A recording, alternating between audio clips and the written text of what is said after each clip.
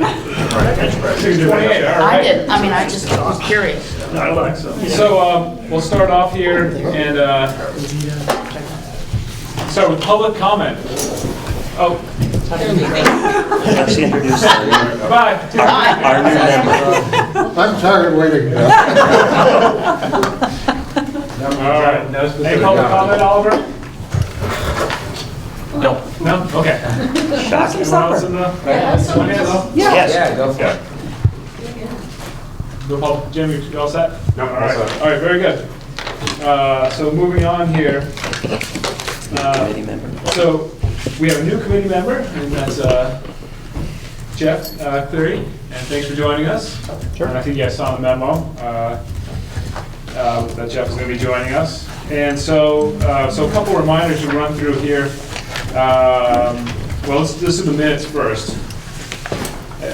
Everyone have the minutes? We have a motion to adopt the minutes? So moved. All right. Second? Second. Okay. Anyone, any thoughts or discussion about the minutes? Any comments? I would comment for someone who wasn't here. It was remarkable how full and rich and much of it, I felt like I'd been here. Good. That's Jen and, Jen. and Sonia. Because Jen put these together. Pass on the thoughts, sentiments. All right. All those in favor of adopting the minutes as presented, say aye. Aye. Aye. All those opposed? All right, the minutes are adopted. Okay, moving on. So, a couple of reminders here that the state board's December meeting is scheduled for December 20th in Barrie. So just to be mindful of our timeline, if that's still, if we want to get to the get on their agenda for the 20th, just something to be aware of. And I said we would pass on. Jim Renda had a question. He can't be here tonight. His question is: after we send in a draft report and get feedback, do we have more time to make adjustments to the final report and articles? And Rich and I spoke about this today. I don't think I fully understood his question, but can you provide some context to what Jim was asking about? Yeah, get my cucumber. Yeah. I think his idea was that probably when you have your report prepared, Dan, and you give us for it to look at, there'll probably be some modifications necessary. And I think he wanted to know what kind of timeline we would have to perhaps digest it and have another revision, set of revisions done by you. Yeah, so right now, I believe we're scheduled for November 7th for our next meeting. Yep. My goal is to have a draft to that meeting.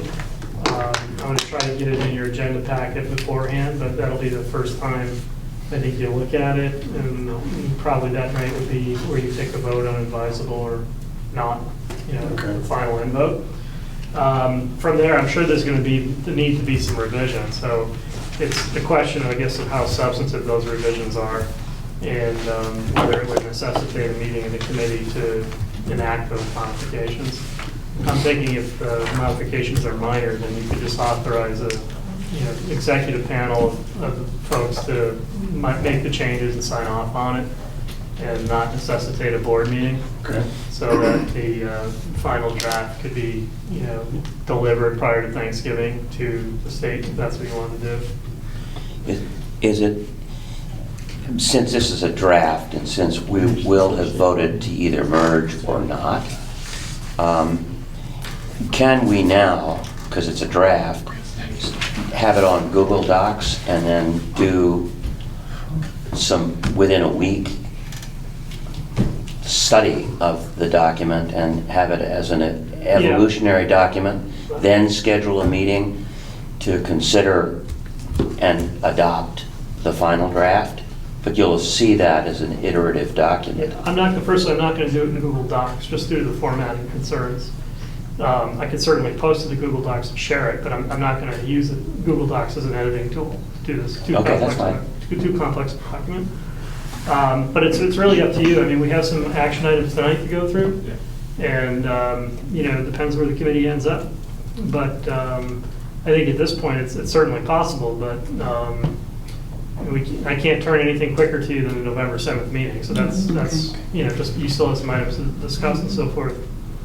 Do you think should we plan a tentative meeting for between November 7th and Thanksgiving and then not use it if we don't need it? It just takes so long, so much lead time. Yeah, well, let's see what we get through tonight. Okay. And then, And to, I think, your point, Dick, that, I mean, from a productivity standpoint, I assume not react to individual comments, Yeah. but comments that are of consensus from the entire committee. Right. So, if someone wants an individual change, that's one thing. As a group, on the other hand, if you require a change, it's different. But Yeah. wouldn't we need to do that in a meeting since you Yeah. can't conduct business It outside? depends, yeah, I guess on the 7th, you'll know, Mhm. to what extent you need minor modifications or substantive changes. What day will we get it? I don't know yet. Oh, Probably so- at least 24 hours before. Probably not much, just because the weekend, I was looking at the calendar, I think the 7th is a Monday. Mhm. Yeah. Yeah, And so this is a I'm part gonna of- need that weekend. so this is another part of Jim's question, and I think I know the answer, but he wanted to know is there feedback after the state board vote? Let's say they approve a report. Do they provide any feedback, or is it just simple yes or no? And after that, there's no revisions done. Right, correct? I mean, the feedback will come from the AOE. Before. Okay, right, so the AOE is going to produce, the secretary is going to produce a recommendation to the state board. You've seen those Yep. on their agendas, because we circulated last time we looked at Grand Isle and, Addison Northeast, so you see the complete package. Yep. So the AOE, the secretary is going to provide a recommendation. That means the AOE needs to vet the study before it gets on the state board's agenda, So, once they vote on it, it's locked. It doesn't get revised after Yep. that. So there's a time period in between submission and before the state board votes that revisions are possible. And you could still, I mean, assuming your vote is, and we haven't finalized that, the committee hasn't finalized it, the vote is going to be a town meeting in March, it can go to the state board in January, so this thing will take its natural course, to do it, but we're still on track to hit March. All right, good. So that's what I thought the answer was, but I told Jim we would ask that question. Does that make sense? Yeah. Yeah, so I mean, the AOE could give us some feedback, to say, well, that's no good, you gotta do this instead, that kind of thing. But hopefully, most of that will be, addressed ahead of time. We've been proactive reaching out to them when we've had certain issues, well, like the one we're gonna talk about tonight, the governance issue. We've contacted our attorney, we've contacted them. So there's no surprises when they read the report in terms of what you're thinking of in terms of board configuration. That's all embedded, hopefully. All right, so one more thing here. It's okay with everyone. I'm going to move a couple of agenda items around. So move the board configuration agenda item to occur before the term staggering agenda item. And just because those make sense that we talk about those in succession. And then also delete the review of drafted articles agenda item. We don't have any of those to review, but we will next meeting. All right, so moving on, updates on assets and liabilities. There was a carousel meeting here last week, right, Jackie? Dorset. Dorset. And so you shared some, can you update everyone on what the Sure. topic was? We just did bring forth to all of the boards the information regarding sale of building.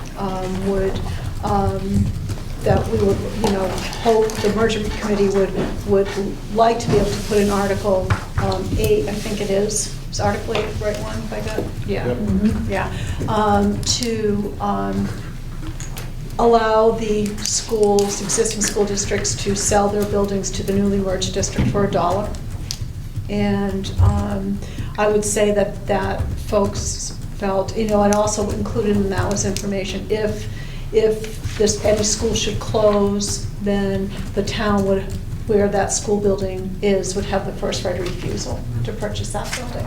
And people seemed, I think the school district seemed fine about that. I didn't sense any pushback around that issue at all.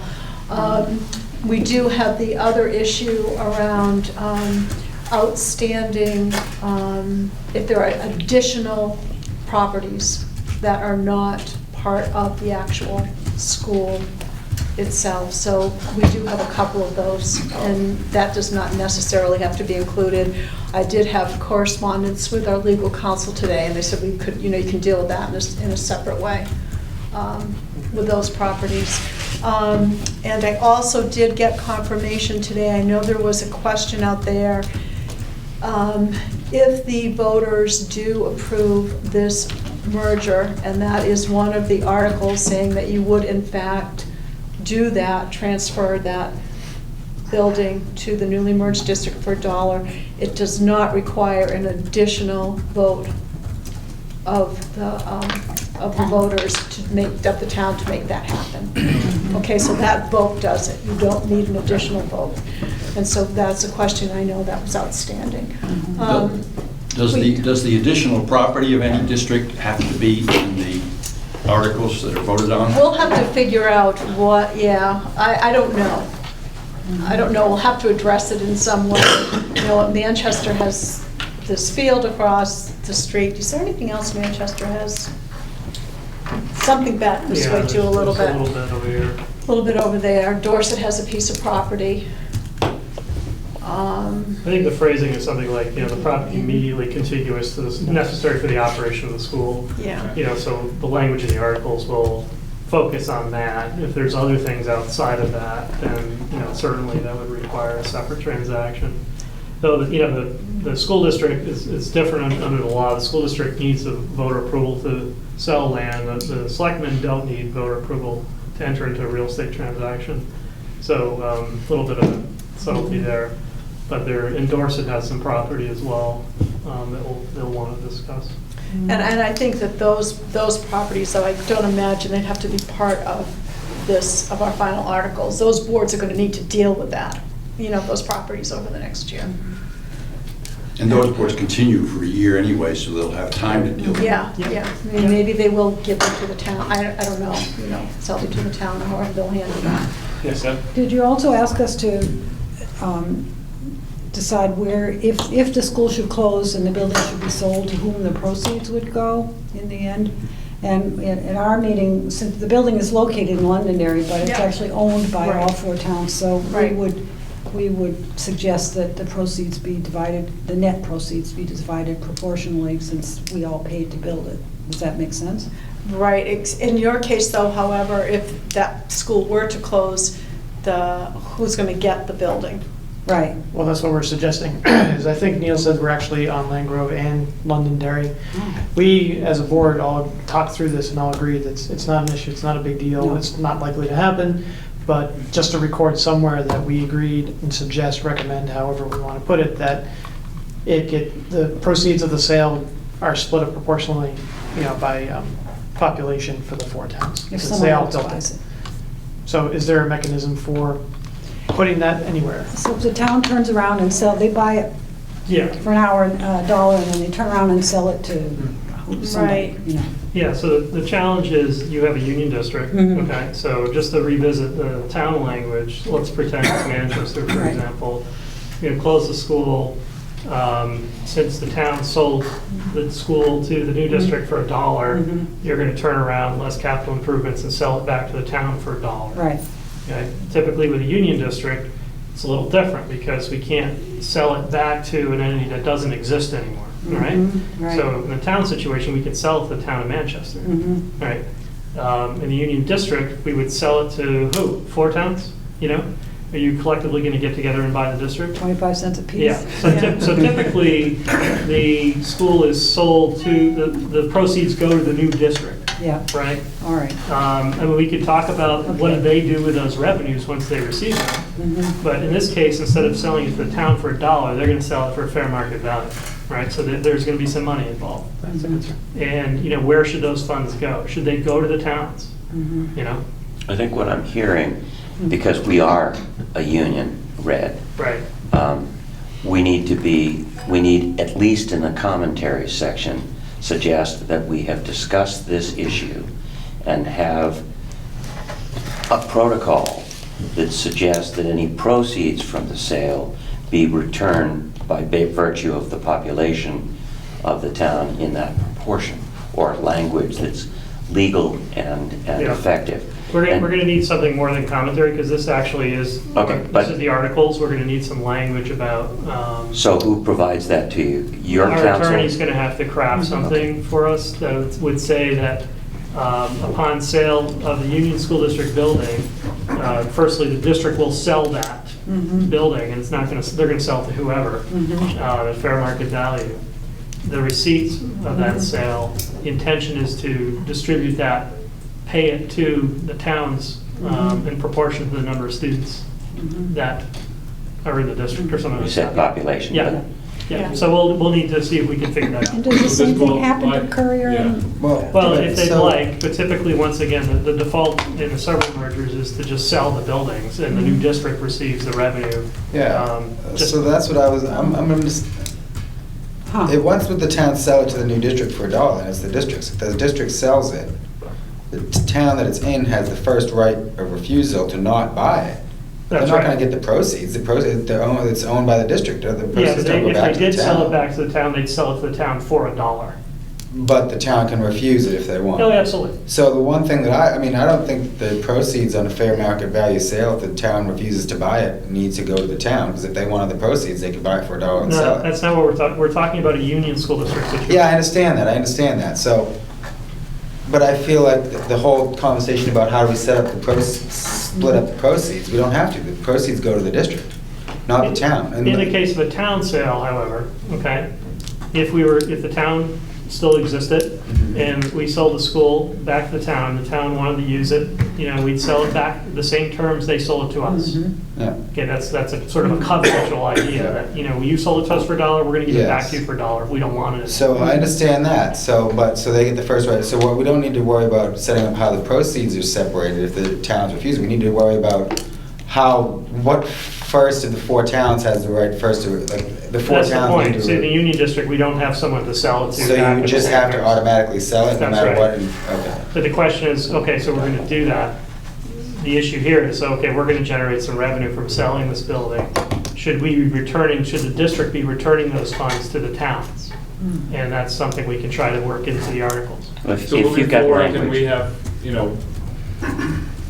down the red, right? There's you guys discuss this and seek out Dan and Jackie, if any thoughts you Well, may we'll have. look at their minutes and see, I want to see what their Okay. minutes say around it. All right, and, Because we can So just it's probably- highly unlikely that everybody. No, but it's a good point, yeah, Yeah. we'll try to get some, but it It is is. stuff that goes in the articles, that's not commentary, that's, needs to be explicit in the sale. That's fine. So we wanna make sure we can do it, And and there must be other cases of union districts that have. not so far, Oh. but that's okay. And I think and again, I was in and out because it was carousel, so I had, 8 meetings going on, and I was in and out. But I believe that the Courier and the Danby and Mount Tabor folks all met in one room. And I think as far as that sale, they were saying, well, the first refusal could go to Danby. If they didn't want it, they'd ask Mount Tabor. And if they didn't, that's what they were pretty much saying, that's how it can go. Okay. So again, I'll read their minutes to see how that spells out through. And the one open question for the Curry Memorial School, we have to see if there are any restrictions on the sale of that building, because a lot of that, they have had donations from the Yeah. Currier family. So we don't know if there's anything So the hanging title out. research is still. Yeah, in the so air? Okay, we've got to figure out if we can see if there's any, I don't know, I haven't looked into that yet. okay. And I don't expect there to be a restriction on that, but out of courtesy, Yeah. a contact should be made, Yeah. and I think that'll prevent something later on. Yeah. Carolyn must have. Yeah, we have good contact. Yeah. Okay.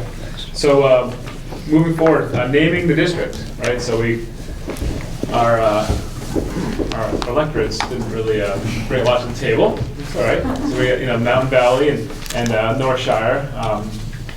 And we had some other ideas before. Any other thoughts about names? And you had a concern about, is there a concern about Mountain Valley? Well, the concern is that the Mountain Valley Medical Clinic, which serves all of that region up there through Springfield Hospital and Dartmouth, is called Mountain Valley Medical Clinic. It's right across the street from Frederick Square. Is that a well-known? Oh, yeah. Yes. It's the only medical Well, facility. there's dozens of Northshires. Yeah, right. Northshire Motel, Northshire Yeah. Medical. One in my heart. Northshire Hotel. Well, I mean, I just mean, Yeah, so what? there's no big deal. It's Another not entity is sharing. in Mountain The Valley. difference being that, I have only been here for 7 years, but whenever I hear Mountain Valley, whenever when people are talking about Valley, they're talking about that clinic specifically. I haven't seen or heard a lot of other discussions about it. And in our community, that clinic actually has maybe half the people really love it and half the people really hate it. So I see enough controversy there to strongly recommend we do not say Mountain I Valley. see. Besides, I just don't like the term. It's just too much of a term. I thought Northshire was fine. People I've talked to in my community, they associate it, yes, with the Manchester area. It is associated with a lot of different businesses around here, but it's still. Well, I'm partial Or to that name Northshire in the anyway. mountain? Yeah, how about Northshire in the mountains? I like that. Similar Is to that- that. Does that address? does that Northshire count? and or in? Oh, and. And, Northshire Yeah. Mountains. I just know, like, growing up down here, that I know that just Northshire might, send the wrong message. Mhm. There was Right. some negative feedback from Mount Tabor area in particular, that this was supposed to be a larger Right. regional merger. Right. And Northshire had a Manchester connotation Right. that Right. might turn some people off to Right. voting Yeah. in Right. favor of the merger. Well, if you said Northshire and the mountain, Or mountains. mountains. That's a mouthful. Do we have any connections to someone on this, in the Historical Society who might know of some connections that ran true through Someone at the our region? board meeting said we could call it the Taconics and Greens. Yeah, I was thinking Taconic, because it is. Taconic and Green. Conic and Green, yeah. Well, actually, yeah. Not merge that. Yeah. That's, because that is here. I mean, G, everyone knows where, G&T, Greens. yeah. so G&T school Green district, Taconics yeah. That's kind of a mouthful. Yeah, Yeah, Taconic and. Similar Green. is better, I think. Yeah. I don't have a problem with Northshire. I've talked to people in my community, Yeah. including students. They don't have that negative Yeah, connotation. Yeah, but I think there is though, we've heard that. Yeah, we- There is yeah. certainly, there is a negative because that connotation. settles it here, and I that's don't, not. I don't what we- like the Northshire standing by itself, yeah. We had Maple and Marble, I threw that one out We had there. 9 towns out there for You a should while. go back to the minutes, they're all listed right there. Yeah. I just want to look at it real quick. It's on page 3. Plus the ones that. Catamount would be new. I mean, nobody, that would be, that doesn't connect you with anything. Right. Catamount Have our is- mascot all in one thing. Yeah. It doesn't distinguish us from anybody else, though, I guess. and the mascot is chosen. So I was talking about deadlines, so the report was all predicated on you guys figuring us out tonight.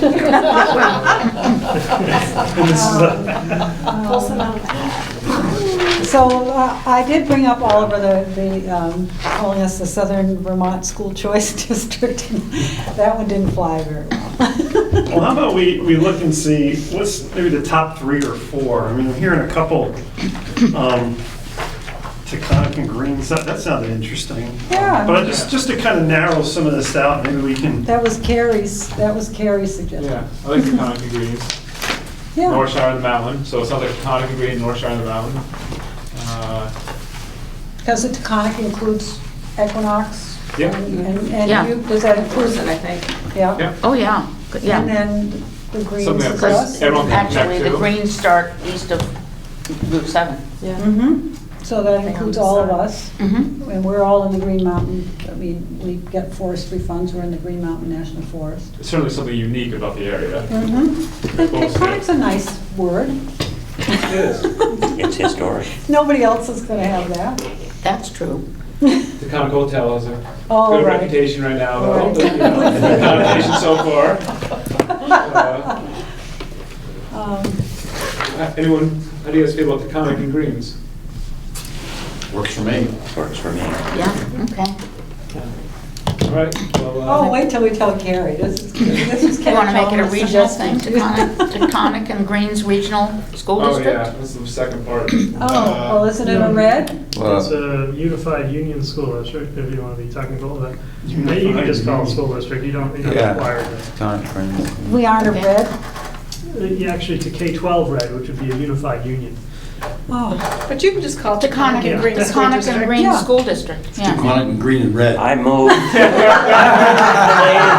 be the Taconic and Green School district. Is it green or greens? Wait a second. It's gonna be T and G, you know, everyone's gonna call it that, right? That's fine. No, it shouldn't be S. Should Why have does the that S? have a- No. Because it's I think G and T does. G and G is okay.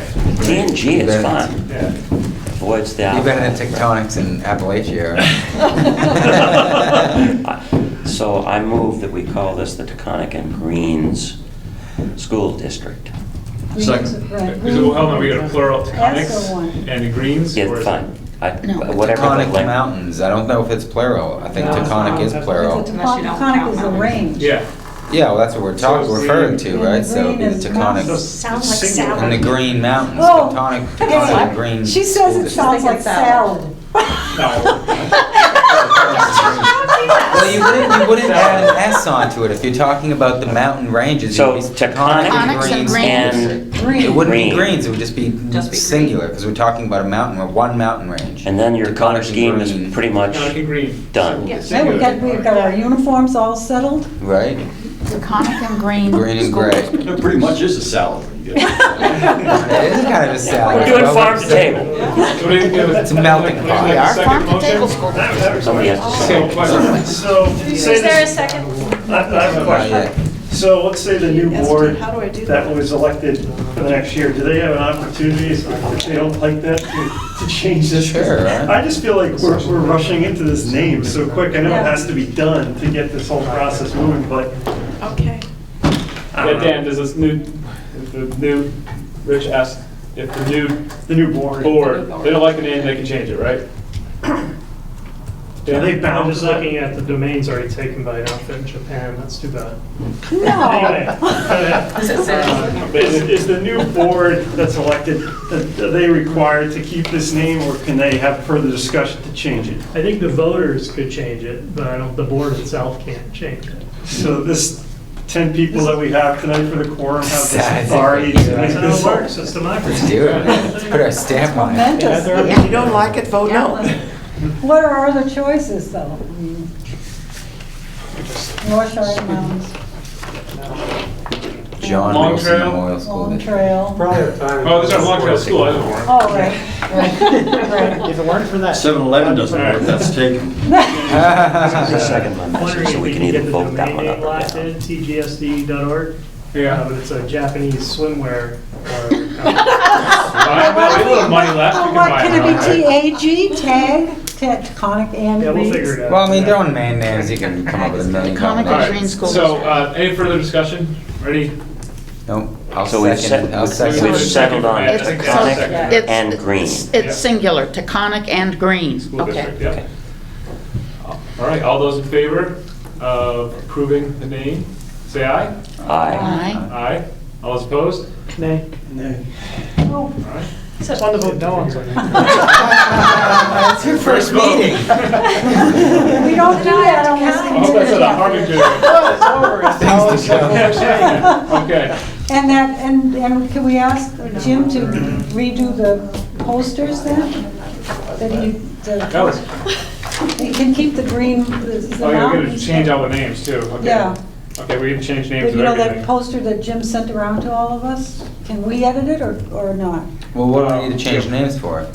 We didn't change the name of the study committee. Technically. No. Not the study committee, District, yeah. Okay. Yeah, we'll keep the name of the. That's just gonna cause too much Yeah, confusion. just keep the name of the changing study committee. and then- Okay. yeah. Oh, Okay. yeah. it. Never change the name Okay. once you get it, so. All right, so, Choose yeah, quick, wisely. we gotta move fast here, but I threw on the motto because, we saw that other, it's not the motto for the district necessarily, but maybe the motto for the report. We talked about, so the 9 towns and 1 district, or, from, Grand Isle, right? So just quickly, any thoughts about that?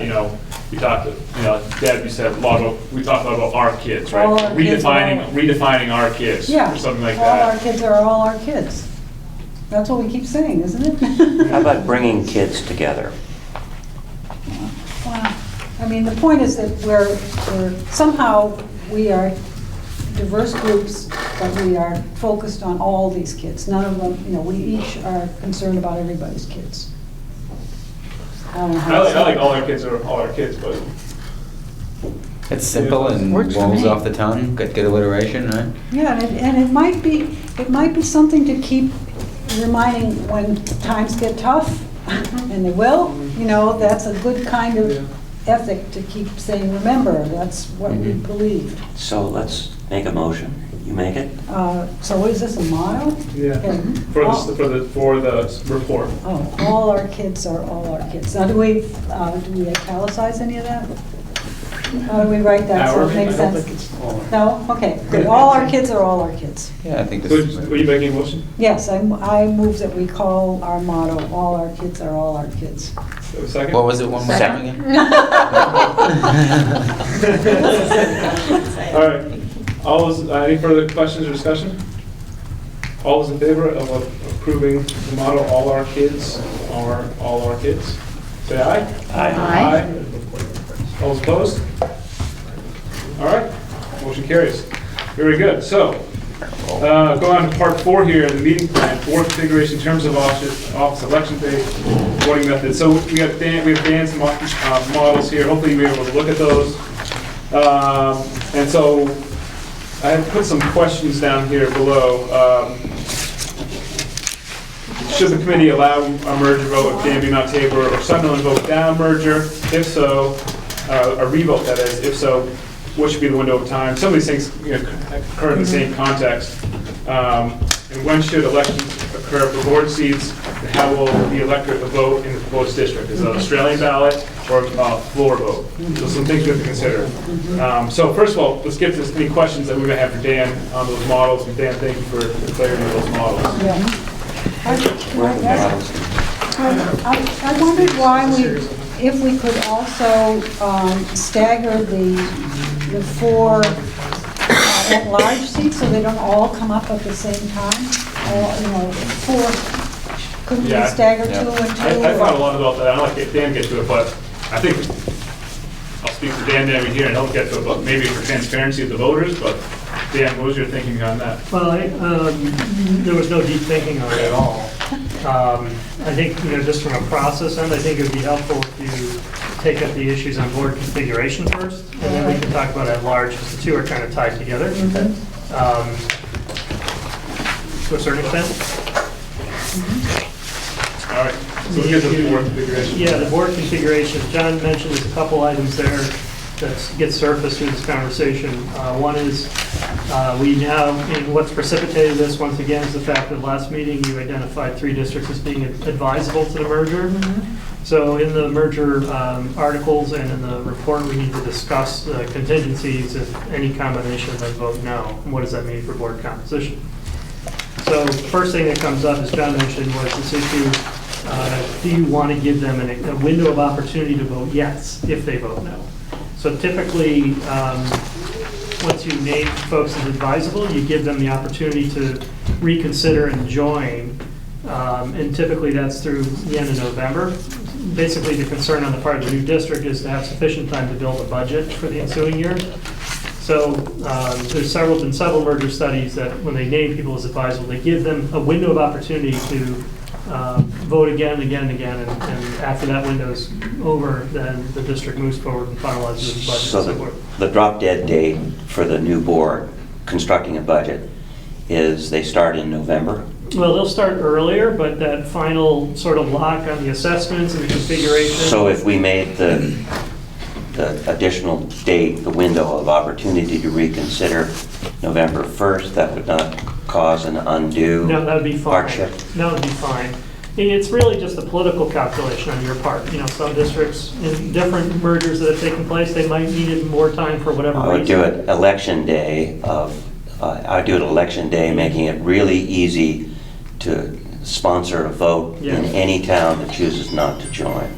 But how would the financial modeling gets a little confusing for me anyway. Let's say Sunderland does not pass the first time around, and they do in November. They don't have the incentives. The incentives don't kick into the following year. So, but they won't ever have the incentives, correct? If they vote to join the district, they will be eligible for the incentives along with all the other districts. Even if they're after the July 1 date? Well, that's the idea, yes. They would be part of the merger. So it's November November of Oh, 2017. the red would have been formed. Yeah. Yeah, so we would have to get some clarity from the state, because the law says, you're speaking of the July 1, 2017? Yeah, yeah. Yeah, so the red would have been formed. Yep. It's not, they're not necessary for the formation of a red. Right. Yeah. Whether they'd be eligible or not, that's a good question.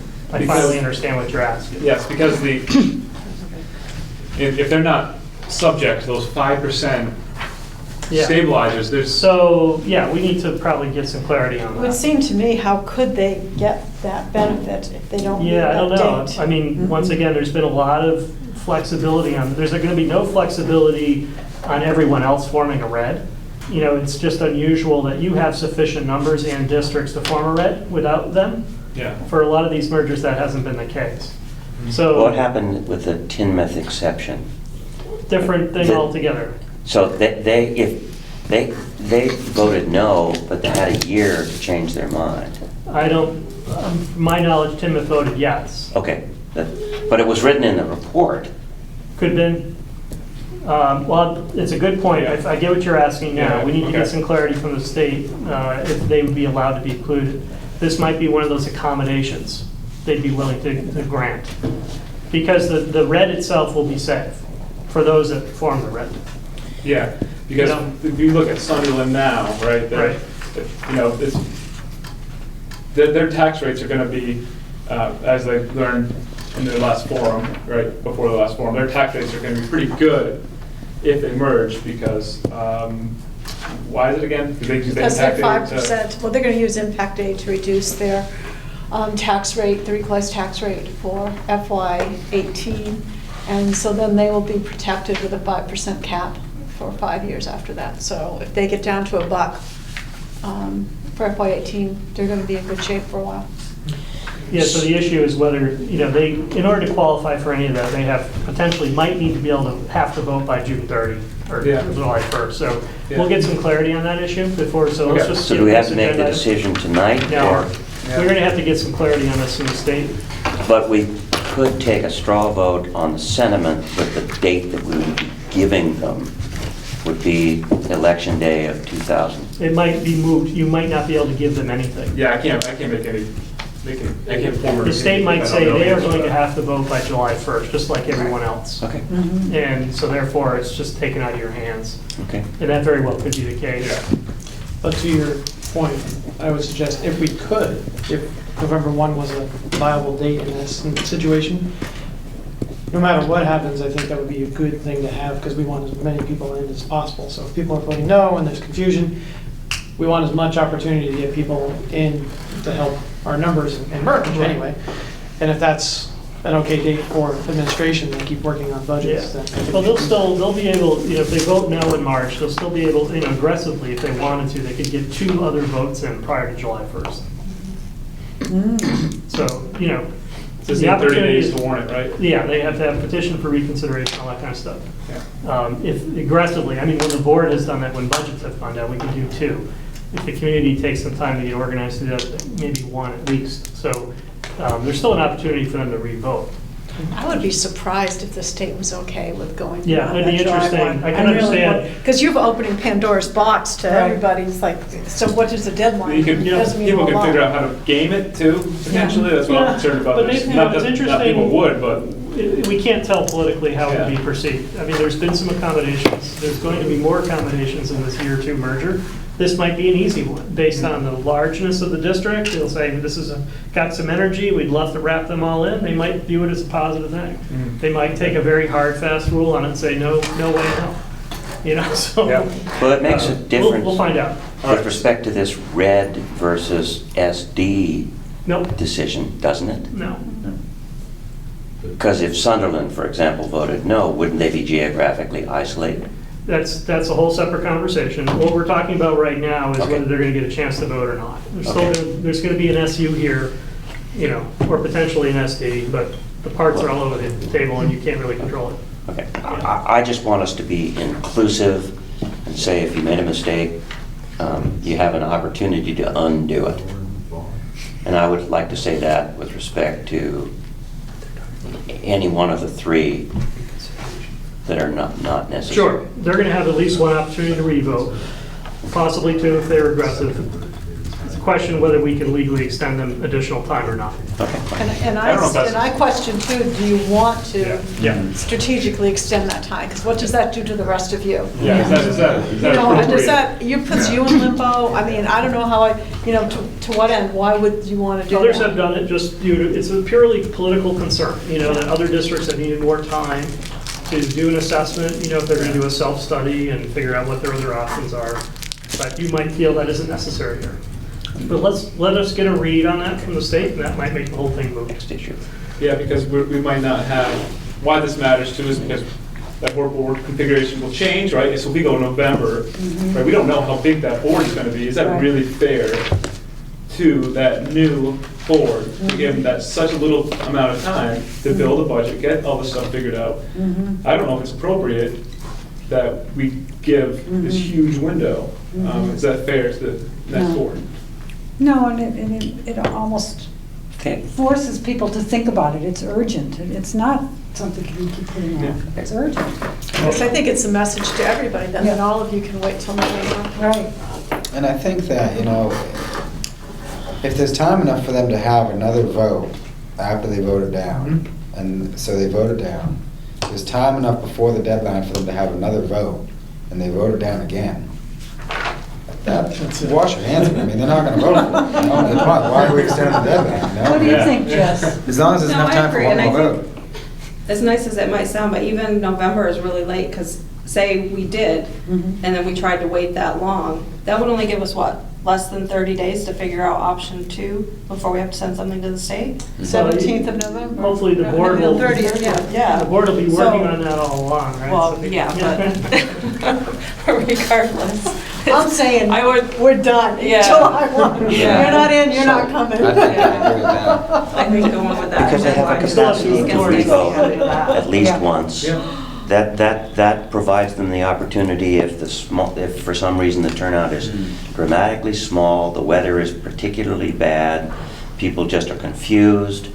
And what I'm trying to do is to suggest that we started this, we gathered together, we have been involved in this together.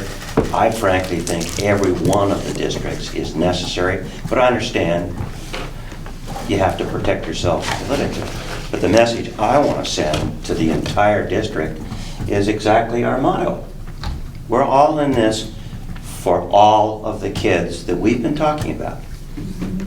That's what I care about. So any way we can send that message is appropriate in my mind. Yeah, and I think to that point, by extending that deadline too long, are we giving the Yeah. board that limited timeline, is that affecting our kids, right? And so, by confusing the waters for governance.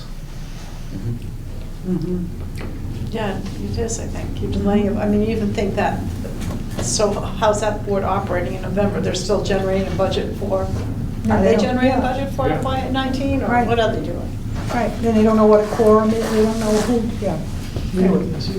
No, you know what I feel. I think we've set I the just date. don't think it makes sense. Well, do we want to? Well, I'll make When you're them, not committing. well, what are we setting the date for? I mean, I'm in favor of the whole, just July 1st, No extension. no extension. If there's enough time for them to re-vote once, then that's all we need to do. I don't think that we're just screwing everything. They know it is kind of putting yourself waiting for all these districts that are feeling like they have tons of time. Once they lose the tax incentive, well, what's the point? I think they probably will. And once they can have the opportunity to vote a second time, if they vote it down, then, I mean, why? So What's the move reason? July 1st. You So know? no extension. So that, yeah, that's what I'd make a motion for having no extension. Second. Any further discussion? All those in favor of adopting the motion for no extension, say aye. Aye. All opposed? That makes it easy. We'll still get a read on that. Great question. I gave my point at the beginning. It was What was yours? for financial reasons. I don't think that, I disagree, that it's going to be that much of an issue. I don't think there'll be many towns who may be out there thinking about it. And we want to get as many of them in as we can. If it's okay by administration, because I don't want to cause too much work for you It's not to too much work. generate too many different versions of budgets, says the man who's not there. If that is indeed true, then I would give them as much time as possible, because we want as many people, because I think it's better for the kids, for us to have as many people in the pot as we can, so that we're not saying, oh, we need to actually cut this or this because we don't have enough money. Oh, so Sunderland joins in after the fact on October 1st, I don't know. And suddenly our numbers are better. Yep, so you've decided, I'm still gonna find some conversation on this, because, just to take a little bird walk on it, to your point. Yeah. So we've had districts form modified, what are called MUDs. Okay, basically, they would have been preferred governance structures except for one district. I'm thinking of Huntington in particular, Chittenden Supervisory Union. So they had one district, Huntington, that was questionable, and indeed, they did vote it down. And they wanted to give Huntington extra time, right?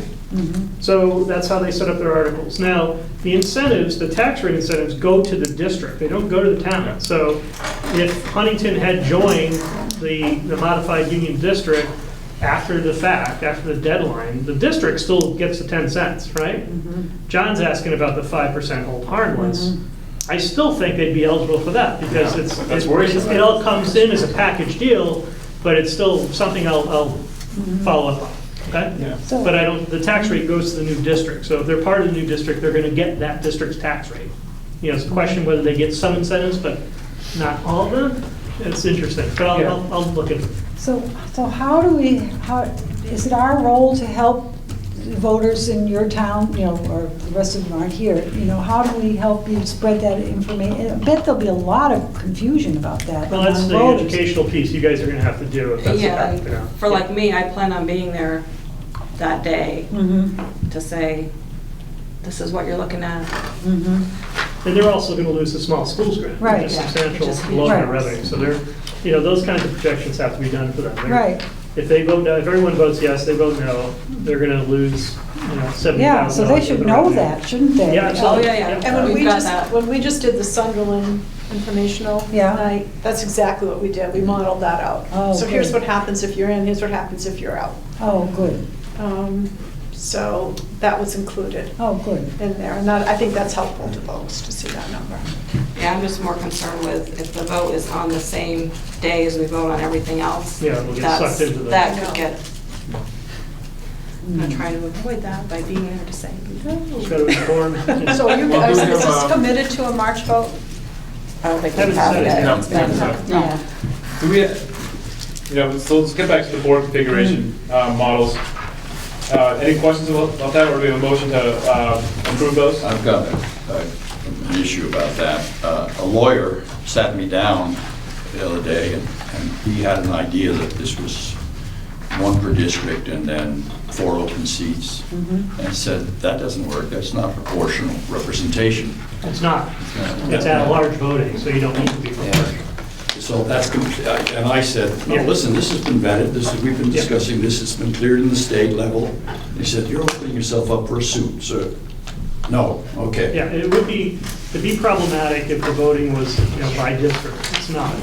With at-large voting, it doesn't need to be proportional. It's very clear in the law. So. Good. I think just a simple example to point people about proportionality is the US Senate proportional, right? And to give someone an idea that. Yeah, well, that's the intention of it, though. I mean, Same intention. because that House of Representatives is proportional. So the laws, I don't think the comparison is a good one, frankly, because I think it's just, the only basis of the good comparison is that there is specific law in this that says, here's the methodology by which you can set this up. Just like the law says you can have 2 senators, right? So there's a law that says you can do proportional, you can do at-large, or you can do some sort of combination. Well, at-large is proportional. No, at-large, you can have some methodology, some configuration, but if the voting is at-large, it's considered to have addressed the one person, one vote idea. So as long as everyone gets to vote on all the representatives, then that one person, one vote idea is preserved. Yeah. It's when you break it down by town, then you have to be careful about proportionality. But that's not what we're seeking to do, or you're not seeking to do. So are we good with the models that beyond this? That, I wouldn't worry. One of the things that keeps coming up is we're having an even number. To me, that doesn't make any difference. We have 8 members on our, and it's seldom that everybody's there. So no matter what you decide, it's going to be odd or even depending on who shows up. I don't know how you felt about that or not. Yeah. The only other, John, I was going to mention, you had brought up the timeline. So if you guys aren't going to do the extension, so John and I are kind of going back and forth on the idea. So when should the initial election occur? Okay. You've probably heard us discuss in the past, in some cases, directors are elected on the same ballot as the merger vote itself. That's probably not a good idea, particularly with the 3 districts being advisable. So my thinking at the moment is that the election would take place after July 1st. One of the first things that, if assuming the district is formed, after July 1st, one of the first things that happens is an annual meeting of the district, and the secretary chairs that, or calls that meeting to order. So it's not, you don't need to have directors at that point to hold this special meeting, the annual meeting of the new district. That meeting has to elect a district treasurer. There's a number of articles of business that come from 706 in the law. And at that, since you're going to have that meeting anyway, that meeting could be an election to elect the directors. But it would be in July. So that would be an at-large meeting? The voting would always be at large if this is what's set up in the Articles of Agreement. Okay, so the question, we'll get into Australian ballot versus floor vote in a minute, but the timing end of it, to me, it sounds like that's the way to go, that you would hold an election under the supervision of the old town school districts prior to July 1st. You'd hold an election under the supervision of the new school districts after July 1st, since it will be existing at that point. And I would say you do it at the same point you've done the annual meeting. You can't really do it prior to the annual meeting. You'd have to call a special, you're gonna have to call a special district meeting election for the annual meeting anyway. Why not hold an election at the same time? So that's not an Australian ballot, that's a meeting. Well, that's what we need to discuss next, is the methodology.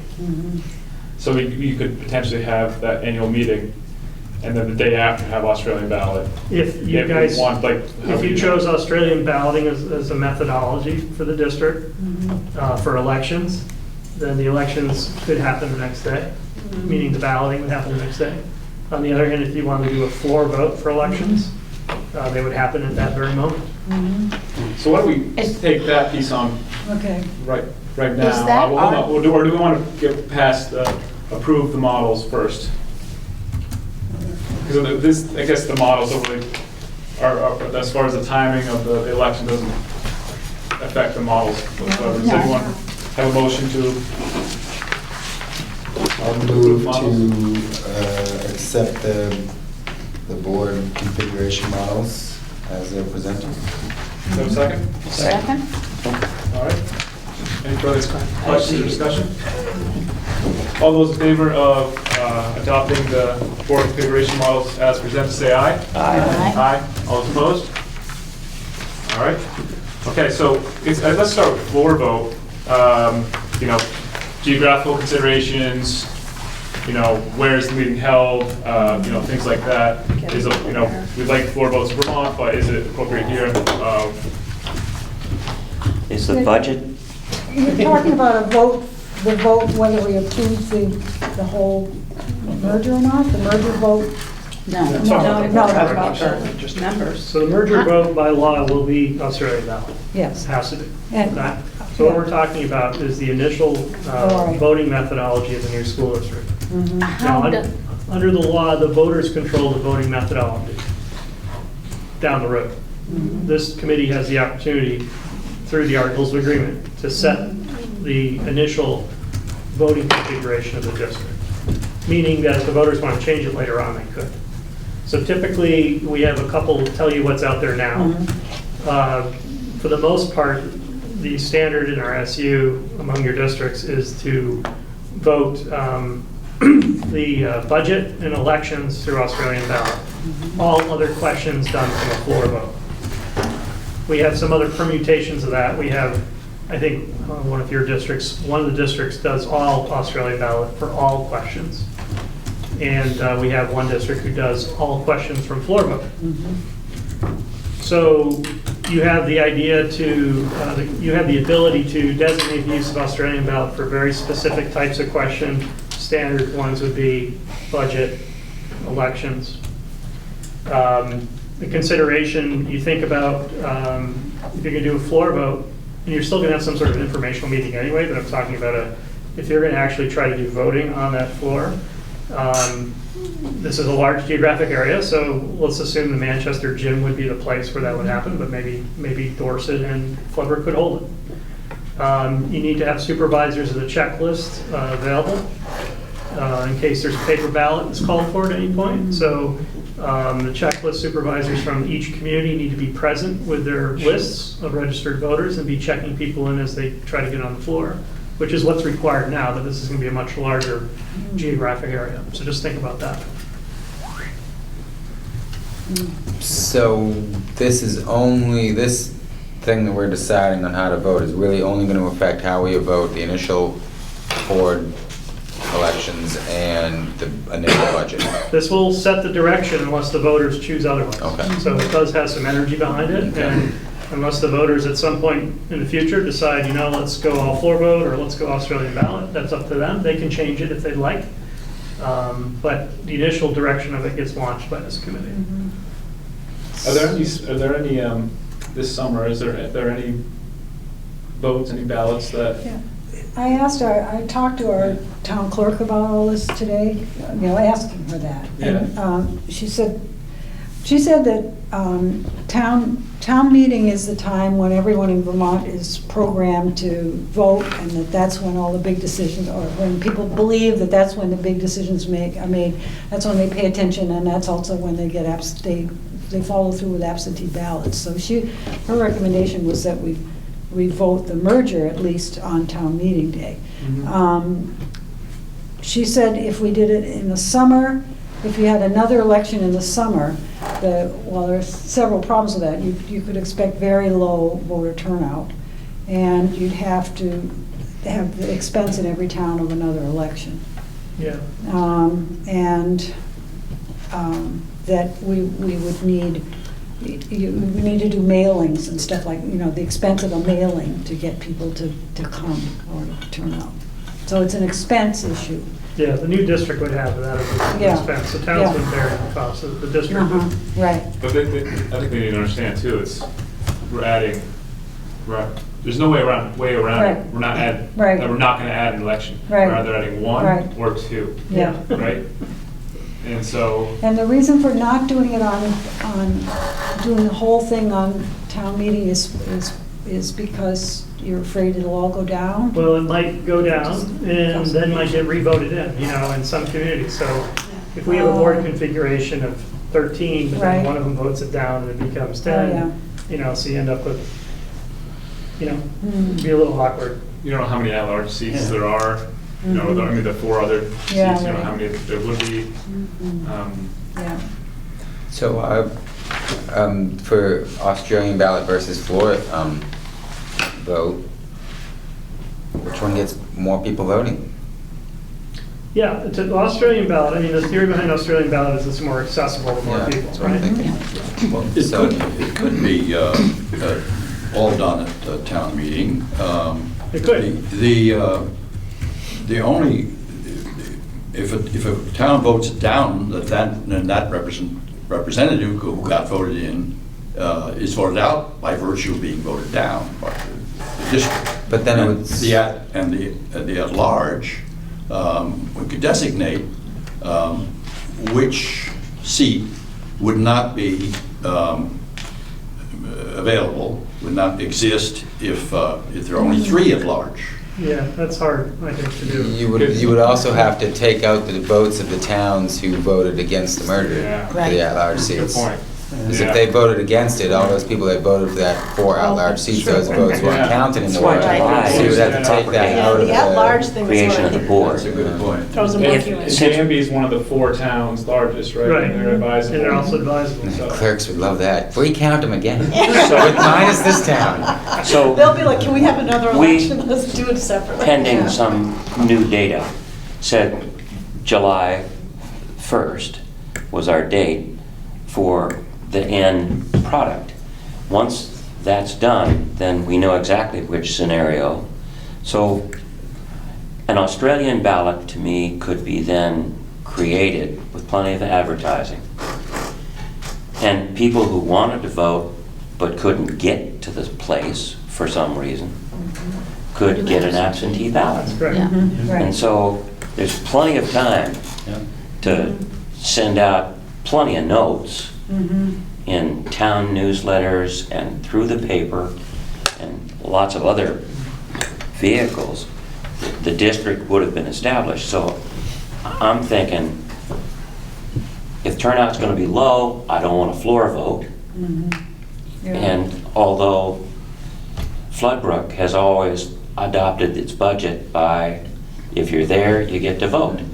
And so our town is used to that, but this is a bigger district, and I think that becomes unwieldy. So I would be in favor of the general meeting occurring after July 1st, probably after the 4th of July weekend. And then the vote to occur the next day by Australian ballot. Or Well, it's the gotta same be day.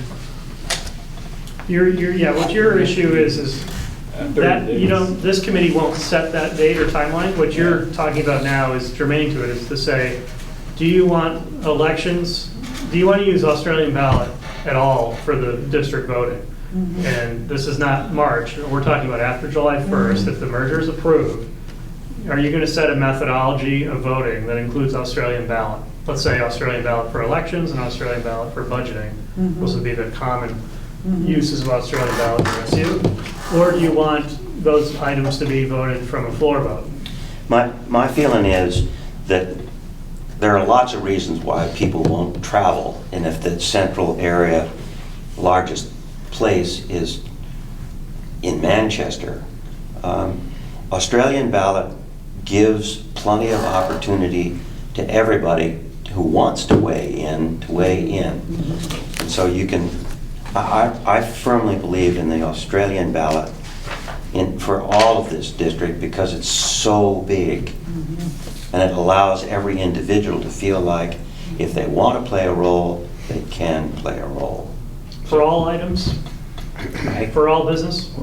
Or just for budget and elections? Budget and elections. So other business would be a floor Like vote? what other business? Well, you might have a separate appropriation, the DBA tuition. Tuition, yeah. Those items would be separate, not covered, like currently they're done by floor vote. Do you want those voted by Australian ballot as well? Some have their, you might have a bus sinking fund, those Yeah, are so often. other Oh, yeah, appropriations that aren't the budget. Do you want all monetary issues, including other appropriations done by Australian ballot? But this is Yeah. just one vote, right? I mean, one time that we're voting No, this way. this sets the direction of the district unless the voters change it in the future Okay. time. For all of those issues, I Okay. believe it's too big, Jeff's Australian ballot. Yeah. wait to speak. Jeff, go ahead. All right, so I promised I didn't show up here to be negative. Yeah, right. But I do feel I have to say this part, and we were aware when this all started, you know, we are the district that votes everything on the floor. I have the complete opposite view. Yes, Australian ballot makes it easier for people to vote, and that's generally a good thing. But what I've found since I've been here is that there are people who will take that opportunity not just to vote, but not to think. And what I've found since moving to Vermont and being part of the tradition of a floor vote, town meeting, is we do have a discussion. We change people's minds when we're on the floor. We do have people go from, I'm not going to vote for this, to, yes, I am going to vote for this, because now I understand why. Because we have that conversation. I do fear, I agree, this is a big district, yes, this is unwieldy, yes, it's more work, I get that, but, just to say it, you're going to get a better vote if it's a floor vote than if you are getting, if you just do everything Australian ballot. And I had to tell one story. When I first got here, before the red, whatever Flipbrook Association was before that, there was, you know, through work, because I wasn't even paying attention to it then, it was voted to do Australian ballot. All the people got together, so lots of people didn't show up at the meeting, because who shows up for the town meeting to vote on anything? Now there was a reason to show up. The community got together, overwhelmingly rescinded that vote. And when we then had our budget discussion at the annual meeting later that year, I sat with the people who wanted the Australian ballot. specifically because they only wanted to vote it down. So I just recommend that you think about that there are a good portion of the populace who just want the opportunity to not think and just vote things down. So, what I think about that, I completely disagree with that. I agree with you completely that people want to not think. Look at our current political situation. I completely disagree, but it is not the place of government to say that you have to think before you vote. Your vote is your right. You don't have to think about it. You can be completely angry and like pissed off and just vote no on everything because you hate the world, but that is your right. You cannot decide who can vote because we're going to get a better vote if we don't force them to be there. It's not part of our Constitution. You don't have to think. You just have to pay taxes. So whether, True, but I don't think that is actually what I'm saying. I'm not suggesting that people don't vote. Everyone has the same opportunity to vote. But you are talking about reducing the ability of people to vote because you think you'll get a better, more intelligent vote. so let's It's not take about- a yeah. look at these, let's look at the election first, Okay. or then the budget, right? Okay. So the elections, right? Do we think does your logic apply to elections too, right? So I'm not sure how it works in Floodbrook. You know, in Manchester, you can't campaign on the floor, right? And you can't, you know, say why you're Well, the we best get elected candidate. at town meeting. What's that? We're Elected by our elected at town meeting from the floor. On the floor, right? Yeah. Right, and so, They asked me to say something. so okay, so there is the floor appropriate for elections? I don't see why. Right, yeah, if you don't show up, they elect you, that's the problem.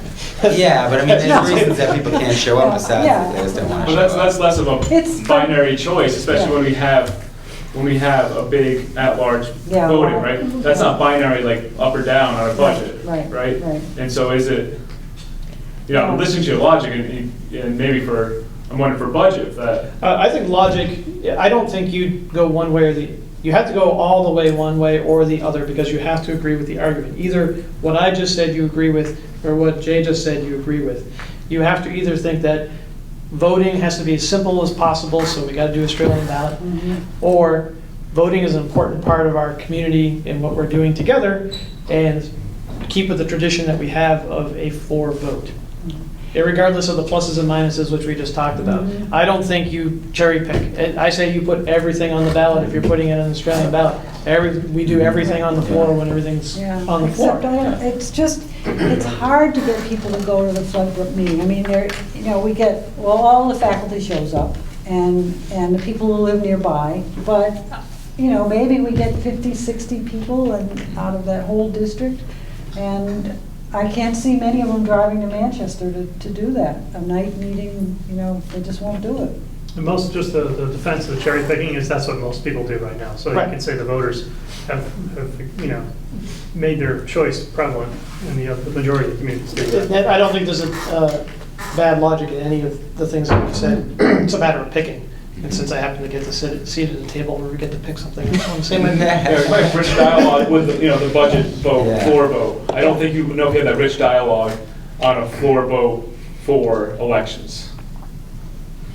Go ahead. I feel a little bit adrift on uncharted territory. I understand town meeting. I love town meeting. It was my first real practical education in civics. And I was a political science major, more of town meeting. And we had great town meetings that, 40 years ago, 30 years ago, gradually attendance has been dropping because everybody's working and it's just tough to get there.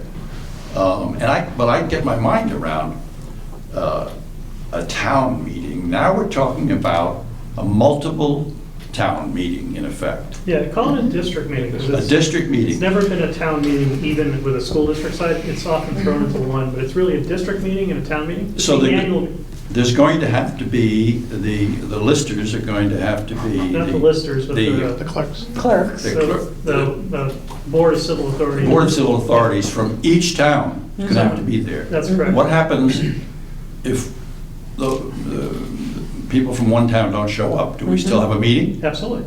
So under the law, we do this right now. We have, these are called union school districts. So Danby and Mount Tabor have an annual meeting together, Union District 23. Just like the law says, whoever shows up gets to determine the question.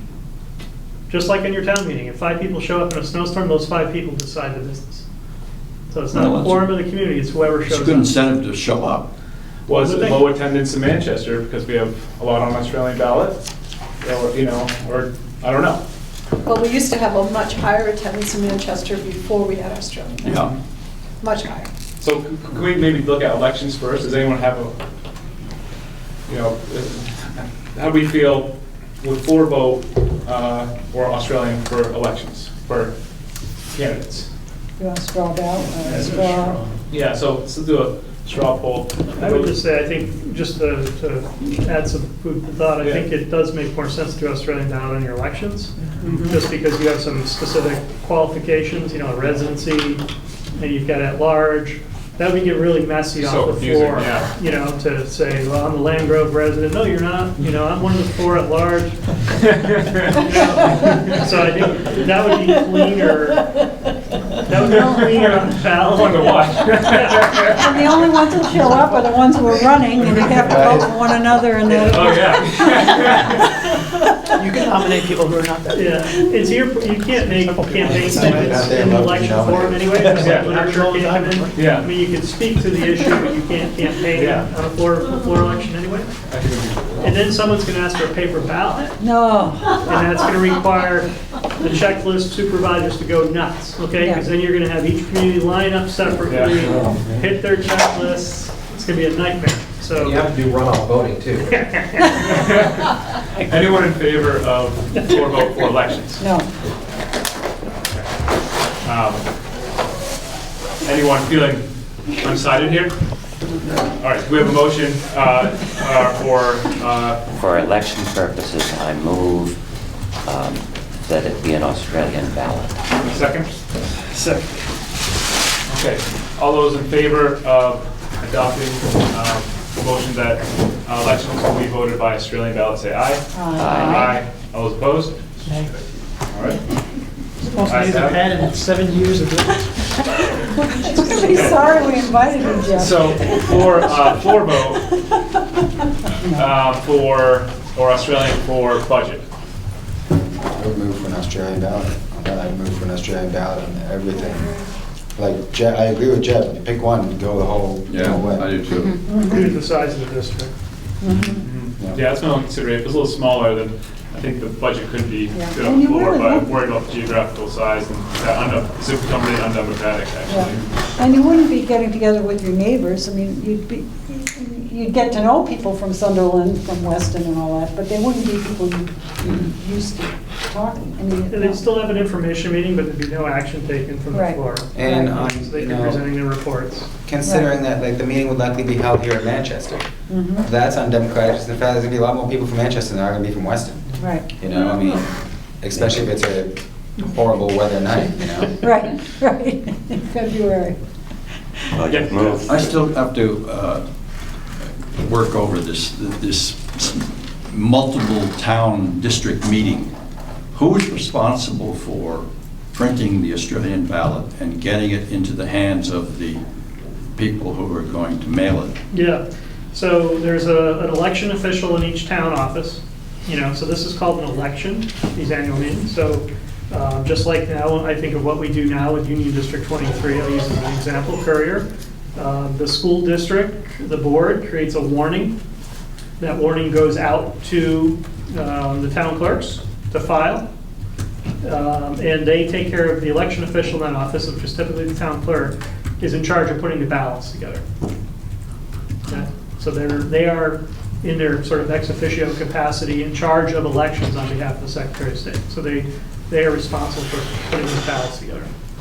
And what we have in this situation is no doubt we have ballot locations in each town. So people wouldn't be required to come to Manchester to vote. I mean, they'd vote at the same place they've always voted. And those ballots would be brought together and then counted in front of the clerk of the district. So that's typically what we do now. Are you aware of a school district with more than seven towns or more? I'd have to count it up, but we have large union districts out there. Yeah. So if one town clerk screws up, that that town, those town people just lose their votes. And Well, we and have it's to, still all we have to good. make sure that doesn't happen, we provide support for that. And that stands true for every election. Yeah, Yeah. but it's fairly common situation. Okay. Yeah. And it'll be new for some of our clerks who haven't experienced the Union School District approach, but, I mean, we have, even Manchester, you vote on the Career Center Union District, so you've seen that on your ballots to vote on their budget, that's put on the Manchester ballot. Do you remember seeing that? Yeah, sure. Yeah, because it's part of a large regional, vote. Any other questions? So going down the line, going further down the line, could the school board, could all of that be done on the local voting ballot each year? That is, all the school district voting could happen on the same ballot that you get when you're voting for your selectmen. That's what's being proposed, is to put everything on Australian ballot, so. But Once the warning is. But the first one would not be a town meeting day, won't be with the same ballot that the town's sending out. No. Right. But in future years. The first one is, This is for the candidates. first, we're gonna have, this is the way it works under the law regardless. When a new district is created, the first thing that has to happen is the Secretary of Education convenes an annual meeting of the district, the initial meeting of the district. Okay, so that first one's a special deal, because no one's in charge at that point, So the first thing, that's why she does it under her authority. She convenes that meeting, she signs off on the warning, it goes out, calls the voters together to conduct that initial business. Wow. And then in subsequent years, it could be at town meeting. I mean, the budget and the You will set the elections and all date that. of the annual meeting, that's one of the article items. Oh. And that's typically not the same day as annual meeting. Usually union districts, it's the week before, so it doesn't conflict with anything else. So your annual meeting's in February. Yeah, right. Right? So it's typically the week before, or something like that. You will set the date, or propose that at some point. So we'll have an annual meeting and an Australian ballot? They're Yeah, not? The you would have voting will- informational meeting. Oh, I see. Yeah, you still have to have a meeting. Annual You'll information, explain, right. it'll be for non-voting purposes, people will come if they Yeah. have questions. But the voting could be on town meeting Yes. day because they're all set up, the town clerks are Yep. all ready to do that. Yeah, that's typically what we do. Yeah, you have to have within 10 days. Yeah, informational yeah, meeting. yeah. Yeah. Mhm. All right, anything else? Or is this topic? So it sounds like Australian ballot for everything, is that? Or is it? Motion for that, or? Which, yeah, we didn't make a Um, motion. Would anybody make a motion? I would move the Australian ballot be used for the budget and other district-wide issues. So everything, So Everything. Because I we're have in it. elections. Yeah. yeah. Mhm. Anyone like to second that motion? I'll second. Second? All right, any further discussion here? So that would be like, rebate tuition would be a big one, right? So that's gonna go on Australian ballot. But the nice thing is that traditionally Floodbrook has met the week before town meeting, but then the vote could be done on town meeting day. That's correct. Within the parameters of the law. Yep. Thus, the clerk is not going to go nuts having to do the final work for town Yeah. meeting day and then, They'll have to make sure they're available, but since there won't be any action taken on a floor vote, the chances of anyone calling for a paper ballot are, okay. So I make the motion, it's been seconded. Okay. Just to clarify for you, so I know that in our town, because our town meeting is an evening event, what you're doing is adding a whole day of voting now for an Australian ballot. So you're actually adding more voting, it's not going to be done on the floor anymore. That's, the polls will be open. All day. Right. Yeah. in Londonderry, that's the way it worked last year Yeah. because of the day-long vote. Mhm. Yeah, I personally, so I feel it's unfortunate to have everything Australian ballot, a little un-Vermont, but just the geographical consideration is too much for me. Just to think that people couldn't have access is worrisome. And we've had problems, honestly, with some of the districts that have, Sherry wants to get back to the cherry picking scenario. We've had voters approve, for instance, the BBA tuition, but then vote down their budget and not appropriate any money to pay the BBA tuition. So when they vote on the BBA tuition article, it's really to provide approval. It's not an expenditure, so it doesn't give us the authority to raise money to pay the bill. It just says, go ahead and pay it, but then they don't appropriate the money on the Australian ballot, so then we're kind of stuck. I would comment on Vermont, the Australian ballot being on Vermont. No, they've done it. And to the ears of legislators sitting in the audience, that the whole law of consolidated governance is on Vermont. So, I mean, just to lay that out there. You know, our hand is being forced. All right, so all those in favor of adopting the motion that all elections will be held by Australian ballot, and that's other business and budget, say aye. Aye. Aye. All those opposed? Nay. All right, so terms of office. Yeah. So, actually, back to the methodology, the voters can change it at some point. So if you feel it should change, then, as a voter, you can petition that forward for the voters to change. And we might get some feedback from that out of state too.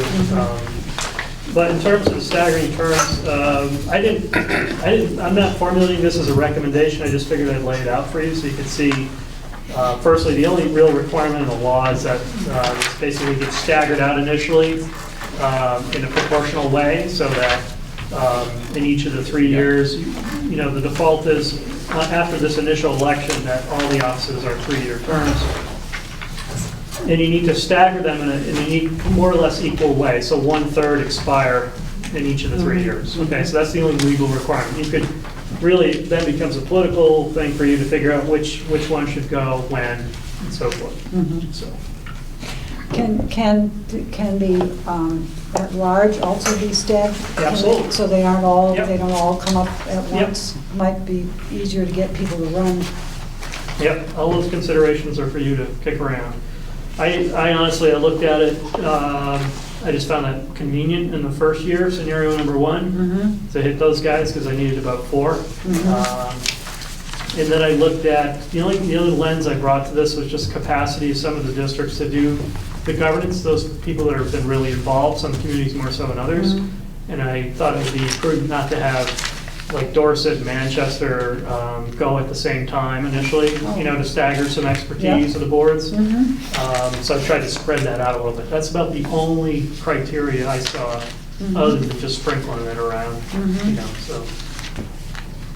Just food for thought for you to consider. And this again is something that can be changed No, by future. this will go in your articles it's a requirement because you're going to set this up initially.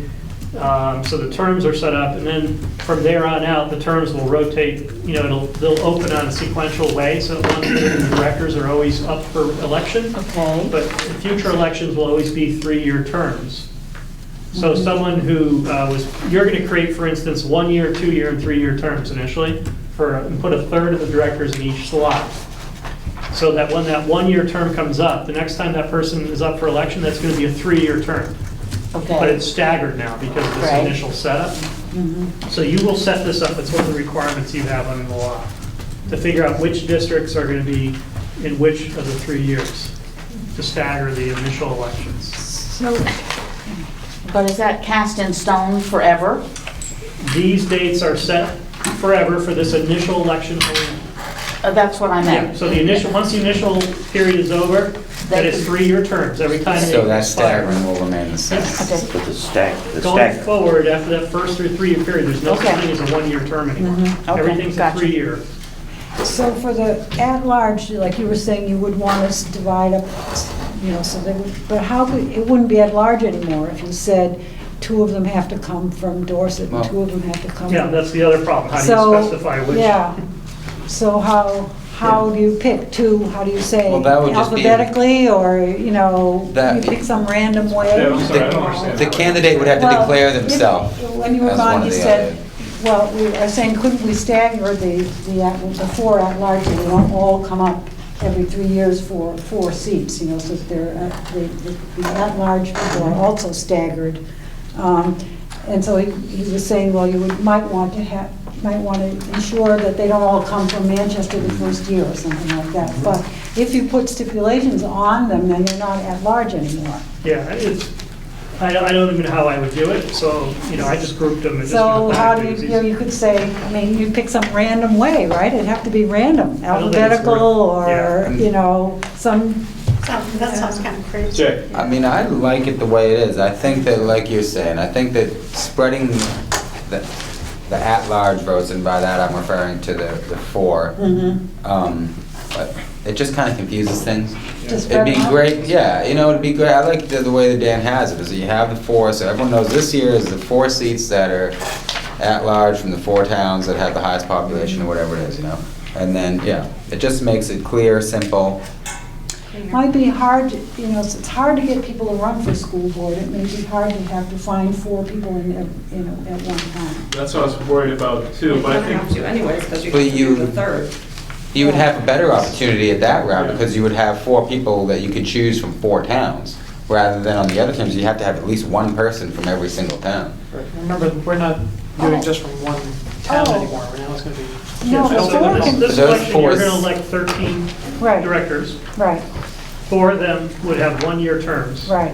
Okay, 5 of them would have 2-year terms, and 4 of them would have 3-year terms.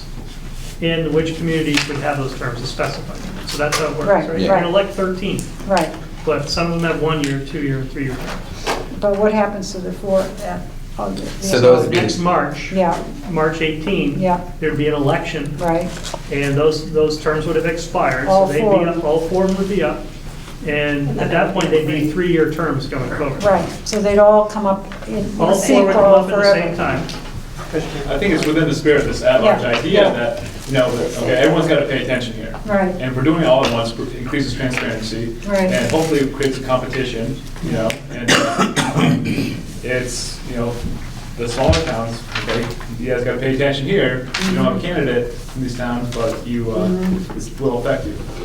And you're gonna have, like in year 2, the 4 large towns, you're gonna have Dorset have someone come up, and so, that's it, right? Dorset? Yeah. Yeah, Londonderry, yeah, so in the 3rd year, you're gonna have Manchester, Londonderry, and Danby, of the 4 terms, so you'll have some sort of shift going on there. and then the next year, all 4 of the at-large are up again.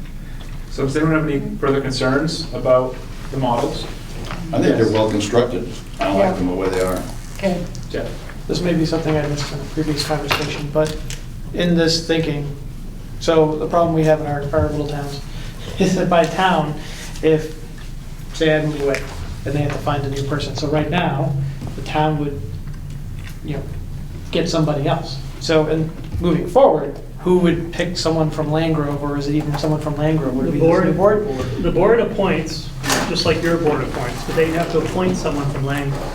So they can find some other. Yeah, yeah, but the board doesn't need to hold an election, they would appoint, but only till the next election. Until that And term because- expires. Because the bylaws say that person has to be from Landgrove. Right. That's not till it expires, whatever the next The next election is. election. Yep. Yeah. Okay. So it's a 3-year seat, and they leave in the first year, so the very next. So it's basically the same as it is now. Yeah, and when I say next election, it's either March or the voters can petition to call for a special election. We've seen that happen in Orenco. So the board, say it's a 3-year term, the board appoints someone to fill a 3-year term. That appointment only lasts until the next election. So say that that's 6 months or 5 months, and then that person can run for election to fill the balance of the term. So if there was 2 years left of a 3-year, they'd be running for 2 years of a 3-year term. mhm. Does anyone have any further concerns? No, that's good. Okay. I have to have a motion to adopt the, I move we adopt the scenarios that have been outlined. Second, okay, all those in favor of adopting the models for initial terms of office for directors, say aye. Aye. All those opposed? All right, motion is adopted. So moving forward, are we all wrapped up here with part 5? No, part 4, so that was election date, right? We can't determine that, correct? We determined we can't. Dan, election day, we can't, When you say, you mean the date at which the merger would be voted? no, the date in which for the, I'm sorry, for the nomination, for the candidates. Yeah, you can't. It Yeah, sounds okay. like you're going to do it after July, it'll happen after July 1, and the board, actually, the secretary will work with the superintendent to determine a date and set up the warning and all that stuff. Okay. All right, so are we okay, since we started late, if we skip the break? Yeah, but when are we going to vote on the merger? Do we have to, do we decide that? Next meeting.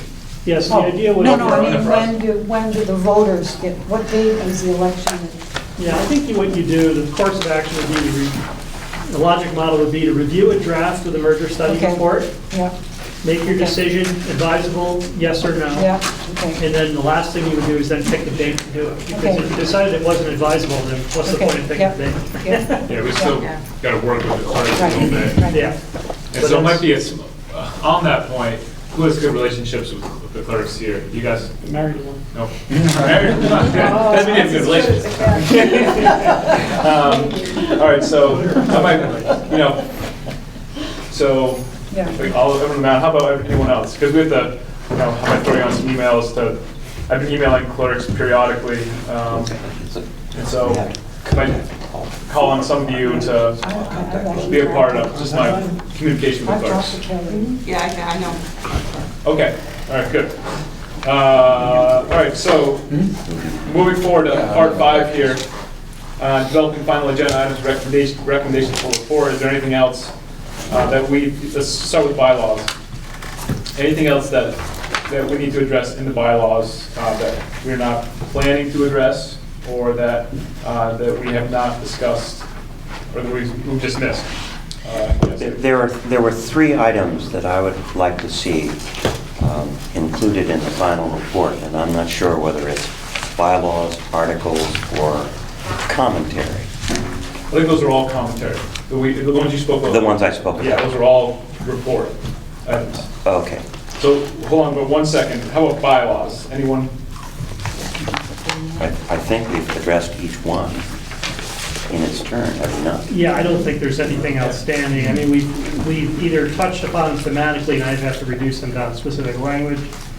I don't think there's anything we haven't discussed. I mean, we have issues like the assets and liabilities, which I think we have a generic understanding of how it's going to be approached. Yeah. But the only question is that under, there's 12 items, right, plus 13. 13 is that catch-all one. So this can be, to Dick's point, you have commentary issues, but there's things that can be addressed under 13 that can be enforced through voter authority. I'm not sure what those are for you. Some of the items, I did want to talk about transportation. I think those clearly, because the voters can't take action on that, that's really something reserved to the school board. That's something that report. So these would be items that the school board or the voters could take action on. I'll see what I find when I go back through my notes on that. Yeah. But I think other than that, I think you've gone through all the articles. Now, the other thing, go back and visit, you have the 13 articles. Number 13 is the sort of catch-all. And then you also have to address the policy objectives of Act 46, which we did at a very early meeting in the library this summer. We talked about some of those, how are you going to talk about efficiency, transparency, and sustainable governance structure. But we have language already. Yeah, we got bullets on that. Yep. So I think you're all set. Okay. All right, recommendations for the report. Is that where the commentary comes Yeah, in? so give us one at a time here, yeah. The first issue is we've spent a fair amount of time discussing, and the principals endorsed, the idea of the new board studying at the earliest possible moment a middle school option, a combined middle school 6, 7, and 8. And I think it would be appropriate to put in the commentary that particular issue. We didn't make a decision, but all of the principals endorsed the idea of a middle school enhancing the educational opportunity of this new combined district. We go through the logic of that, but I think we've already done that. Any thoughts on? I would say no on that. I think it's too early. You just get into too much of, it's not our job, it's not our Yep. responsibility, and that is something that some people don't agree with, so, I mean, that's just another way to vote down. We don't have to deal with it, just steer clear of it. I would be against putting that in the report. And I wonder if the larger core belief here, and I put those on for later in the report, is that, we want a governance structure. Do we believe that this governance structure will allow for the new board to be innovative, right? And to examine and explore things like the middle school or magnet schools. And so, Well, what's wrong with saying? Well, it stands in the way of it. You're saying encourage the board to consider the possibility of a middle school. Well, I would like to Not encourage time the them. board to consider the possibility of anything that might work for our students. I don't want to designate one specific thing because that gets in the way of innovation rather than inspiring innovation. You're saying this is what we want. I don't think it's a big deal. I mean, I'm with you. We've, as our own board, have discussed this a lot amongst ourselves and discussed with other boards that there is a want and a need for something like that. I do see that if you put it into it, it could be used as a selling feature, but at the same time, it doesn't have to be in there. We can talk about it I've already been talking about it in community outreach. People can ask them. So whether it's in there or it's not, I don't think it limits anybody. It's just a nice thing to talk about. Yeah, I don't disagree that there's From my perspective, consensus if that's the way it should. I like, just so you mentioned it, the only way I like to do this stuff is so I can be creative when I write it. You give me some general things, and I actually enjoy being creative. When you start to tie me down on things, that's when it's like, fuck. So what I'd rather do is write up what I think is the appropriate tone for this, and then when I present a draft to you guys can then say that needs to be emphasized more. Or, I'm not trying to tie the board to anything more than the fact that we spent a lot of time and there was a substantial amount of endorsement over the issue of a combined middle school. I'm gonna weave it in somehow and try to place That's it fine. appropriately, but, you guys, when you look at the draft, then would say, or make it bold. But principals don't have any power to endorse this idea. It's a political calculation back to whether you want to see it in the report. And I think you can't really judge that until you see the report. Because you'll say, that should be a box at the front, we really like that, or let's bury that in microprint someplace, or cut it all together. Oh, yes. I was just gonna say, I think, isn't that in one of our, like, goal number Yeah. one, that was like one of the perks was, this is a possibility. But to like John's point, does it get couched in as an opportunity, here's a list of opportunities that Right. can happen, as opposed to creating its own sort of standalone thing. Oh, okay. So I gotta figure out a place how to do it. The other thing, one of the questions was if you're gonna build new schools, how much is it gonna cost? I Right. think we wanna stay away from that. You're not doing that as part of the formal. Right, but if we say we're gonna have a new middle school, then we bring up that issue, and we don't need that. Well, I like the notion of us as a committee advancing some of these ideas. But I think really, I trust you to put that in. It really provides some sizzle to the steak, this is the stuff that people are gonna be talking about. Oh, we could do this, oh, we could do that. Right. There's a little excitement there, and very appropriate and very needed to generate ideas in the community. Oh, this is possible now. Yeah, and I think it does, to Dick's point, it does belong, this is a study report, so say commentary, these are the things you talked about. Right. You've had debate on this, and part of the report's function is to give people a summary of your deliberations. It's not supposed to just be recommendations, it's supposed to be, we talked about this, here's what we're worried about, here's what we're thinking, All right. It's good for the voters to hear that. And see that. That was just number one, right? Yeah. Consideration. But I did clear this before the meeting started. The second issue is the issue of coordinated preschool issue, which we chose not to consider. But if a middle school is established, all of a sudden there will be space in every single school for a preschool possibility. And so therefore, kind of comes after, if a middle school is established, that creates space. And I really care a lot about trying to make more uniform across the district preschool opportunities. I'll raise my hand again. So I agree with you. I think that that's a good thing, but I just, I think that that would be a good thing to put in, because I think preschool is great, and that would be a good goal to work towards. But just because the creation of a middle school doesn't mean there'll be more space. So say MEMS becomes middle school, then all the kids that go to elementary school here would have to be spread out to the other schools. It's like the same amount of kids, just a reorganization. So would there be more space? Not necessarily. I'm envisioning that there would have to be a new middle school specifically constructed Oh, okay. that way. So And also, we were told that Sunderland, for example, is reaching the end point of their ability to grow. They may have to, even without the consolidation, need some stuff. And we certainly know that Dorset and Danby both are interested in the preschools. We heard a lot about what happens in the various different towns. Obviously, we haven't studied it, but it is something that we did spend a little time discussing it, and it is on the agenda items of every single one of the schools that we're talking about, which is why I like it as part of the commentary, independent of the middle school, but certainly as a part of the things that we talked about, chose not to disrupt what is already happening. So is that another piece that was in the worksheet, right? That we had some consideration of pre-K in the worksheet. So I guess the question is, does anyone feel like there should be any special emphasis put on pre-K?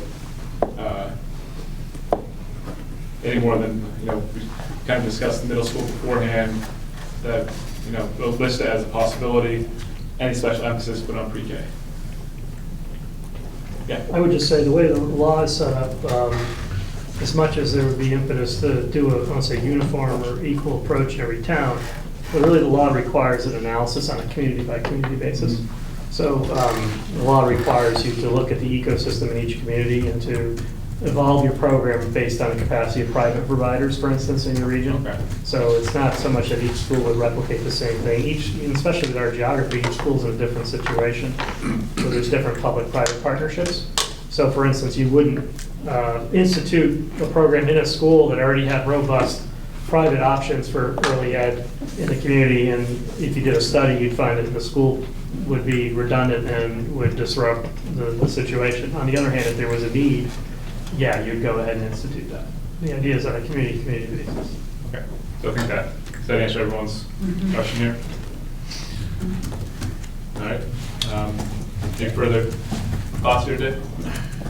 All right. Any other recommendations? And the third issue, for us, very early on, the issue of transportation was an important one. And when we started to talk about it, I did draft and then redrafted a transportation article, which was never considered by this committee at large in the language that I submitted to John, because I wasn't at that next meeting where it might have been considered. And so I would like for this committee to consider that language. And I understand that transportation issues are really determined by the board, but there was considerable discussion in addition to the school closure issue about the issue of transportation and trying to chart a path. And again, this would be in a commentary section because we did talk about it and I did actually draft an article. So I'd like to consider that draft at a subsequent meeting and possibly have it included in the report. Any thoughts? So I guess the question is, should we reconsider transportation and give it any special emphasis in the report? This is not an article. The article, I guess, is pretty cut and dry, right? That for the transportation. Yeah, it falls under the first year of operations commentary. That we would just maintain. Yeah, which really, what I propose to you is that you just say that you'll keep things as they are in the first year of transportation included, and then leave it to the new board to figure out a political solution, because there's diversity of approaches among your boards in terms of how they deal with it. And so if you want to go back and look at that, you probably, in fairness to Dick's language, put it back on the agenda and look at the language against everyone. You know, you weren't here, so put it on the agenda and look at it. But some of the things in there really are provisions for the board. I remember you had like door-to-door. We don't do door-to-door now No. in any community, so some of those things, I mean, we'd have to look at it, and I need some direction But from the committee. if you just take a look at it, then Yeah. we can, but in the absence of the printed sheet, which hasn't been really considered up to this point. I remember reading it, I remember reading it, yeah. Yeah. The new one? It wasn't, as far as I know, in any of the minutes. Well, it was in the meeting plan, and I distributed hard copies. There was an Also- initial meeting plan in which the article, which I rewrote and reconstructed, that never appeared in any of the meeting plans subsequent to that first one. Yeah, I'll have to go back. I can certainly go back and look. But while I'm looking, does anyone have any other considerations as far as, should we reconsider transportation? I mean, I don't know, we're just getting so close to the end, does it really, I mean, I think it may I don't take know what's- 5 what's- minutes. but what, is there any Next meeting. substantial, like, stuff, I guess I have to look at the, Yeah, I Which look one? at it There was again. a- I don't, because I can't find it. But if there's nothing that's Concerned clarifying about- anything, Yeah, is it I'd be just like- concerned about putting any restrictions on the future board, partly because Yeah. transportation is a really expensive item in any budget, and, you know, they need free room to manage that. But, I mean, currently all of our districts now currently have a transportation policy that just speaks to, are you providing secondary or not? Everybody provides, it just is very vague. It says we provide K-6 and then secondary, but not everybody does. Manchester doesn't provide secondary. But all of the procedures, all of the detail around that is left to the superintendent's office to work on all of that detail, to do all the contracts, to do all of that. That's not in policy. Well, we're all going to be reading the draft. What I would suggest is, if you could get hold of this copy, drop that into the draft with your suggestion of what you think should be in there. We can all read that paragraph and what you're suggesting, and go from there. So everybody will get to see it. We can discuss it Somewhere. by email. Yes, after. what were the revisions from the first, I have it here, it was on the meeting plan it was sent out, distributed a few meetings ago. And you can let me know later if there's any, it's the correct one. Yes, Richard? I was just thinking, to what Dan said a moment ago, that it might be just best to leave things as is, let Dan craft it at some point in time in the next meeting. Maybe if you say it only takes 5 minutes, we can look at it at that point in time. But I think leave it as the way Dan has already sculpted would be the way to go for now. That's my suggestion. We'll put the language on the agenda so people have a copy of Dick's language to look at. I mean, you have invested the time. I think it's worth giving you the opportunity to see what it looks like again, because I don't have it in front So of me. I'll throw it up again on Yeah, and I'm thinking, because, I haven't figured out a place for these things, but under the actual article, I don't think it goes there. We're talking about in the report. And this is a very contentious political issue that needs to be brought into the report in some place. To say to people, look, we understand, one of the effects emerging is there's going to have to be a reconciliation of the diverse approaches to dealing with transportation. You've got this going on, parents getting subsidies in this community, no secondary transportation going on here. It's the purview of the new board to bring that together. And people should vote, if they expect if they vote for this merger, that that's going to happen. That there's probably going to end up being one approach, to this as the board deliberates on it, but you'll have opportunity to form the board's deliberation. So, something like that. So just make sure we check, make sure I have the right language here, I have the right version before we. All right, good. So let's move forward onto community engagement and norms. That's part 6 here. So- I just wanted to, Yes. on those last, I just want to make sure, and I was not at all of your, I think it was the last meeting, I just want to make sure in that Article 13 that you've had a discussion about the use of reserve funds, so that would be captured in there. Yeah. So we Somehow. talked about it, I think that was assets and liabilities, so Yeah. we need to hear from the boards if they want specific reserves set up. Right, and that is something I want Yeah. to share, that the boards Okay. I have had those conversations with boards, and they are, there seems to be, general consensus that that would work for boards if those boards that currently have reserve funds that exist for building and grounds, for bus sinking funds, that those reserve funds, there's an understanding that when the new merger forms, that all of the money gets put into one place, but they would like there to be language that says that the money that was put in by that pre-merging district would still be used to support that school building until such time as it was depleted. Yeah. And so we can't make the new board do that, but people would feel much more comfortable if that language was in there. So it's not article language, it's not. It is article language, language, because so we'd we be can make them do it, right? creating reserve funds through the vote. Okay, So, yeah, absolutely, that's So pretty that's- standard. okay. The question will be the more generic funds, like the tax stabilization reserve funds. Those can't be broken out separately because there's only one tax rate. Yeah. So the word back to the boards will be spend that money.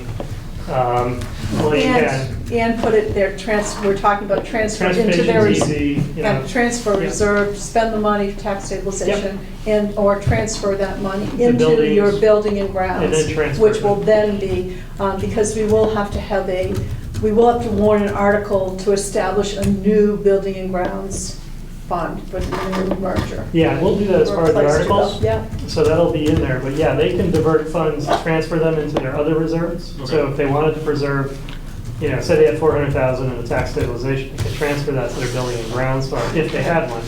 I think the exception is gonna be Mount Tabor, which doesn't have a buildings and grounds, but I think their approach is to transfer to a courier buildings and that's grounds. right, they've had that discussion. Yeah, so they're working on that kind of thing, Yeah.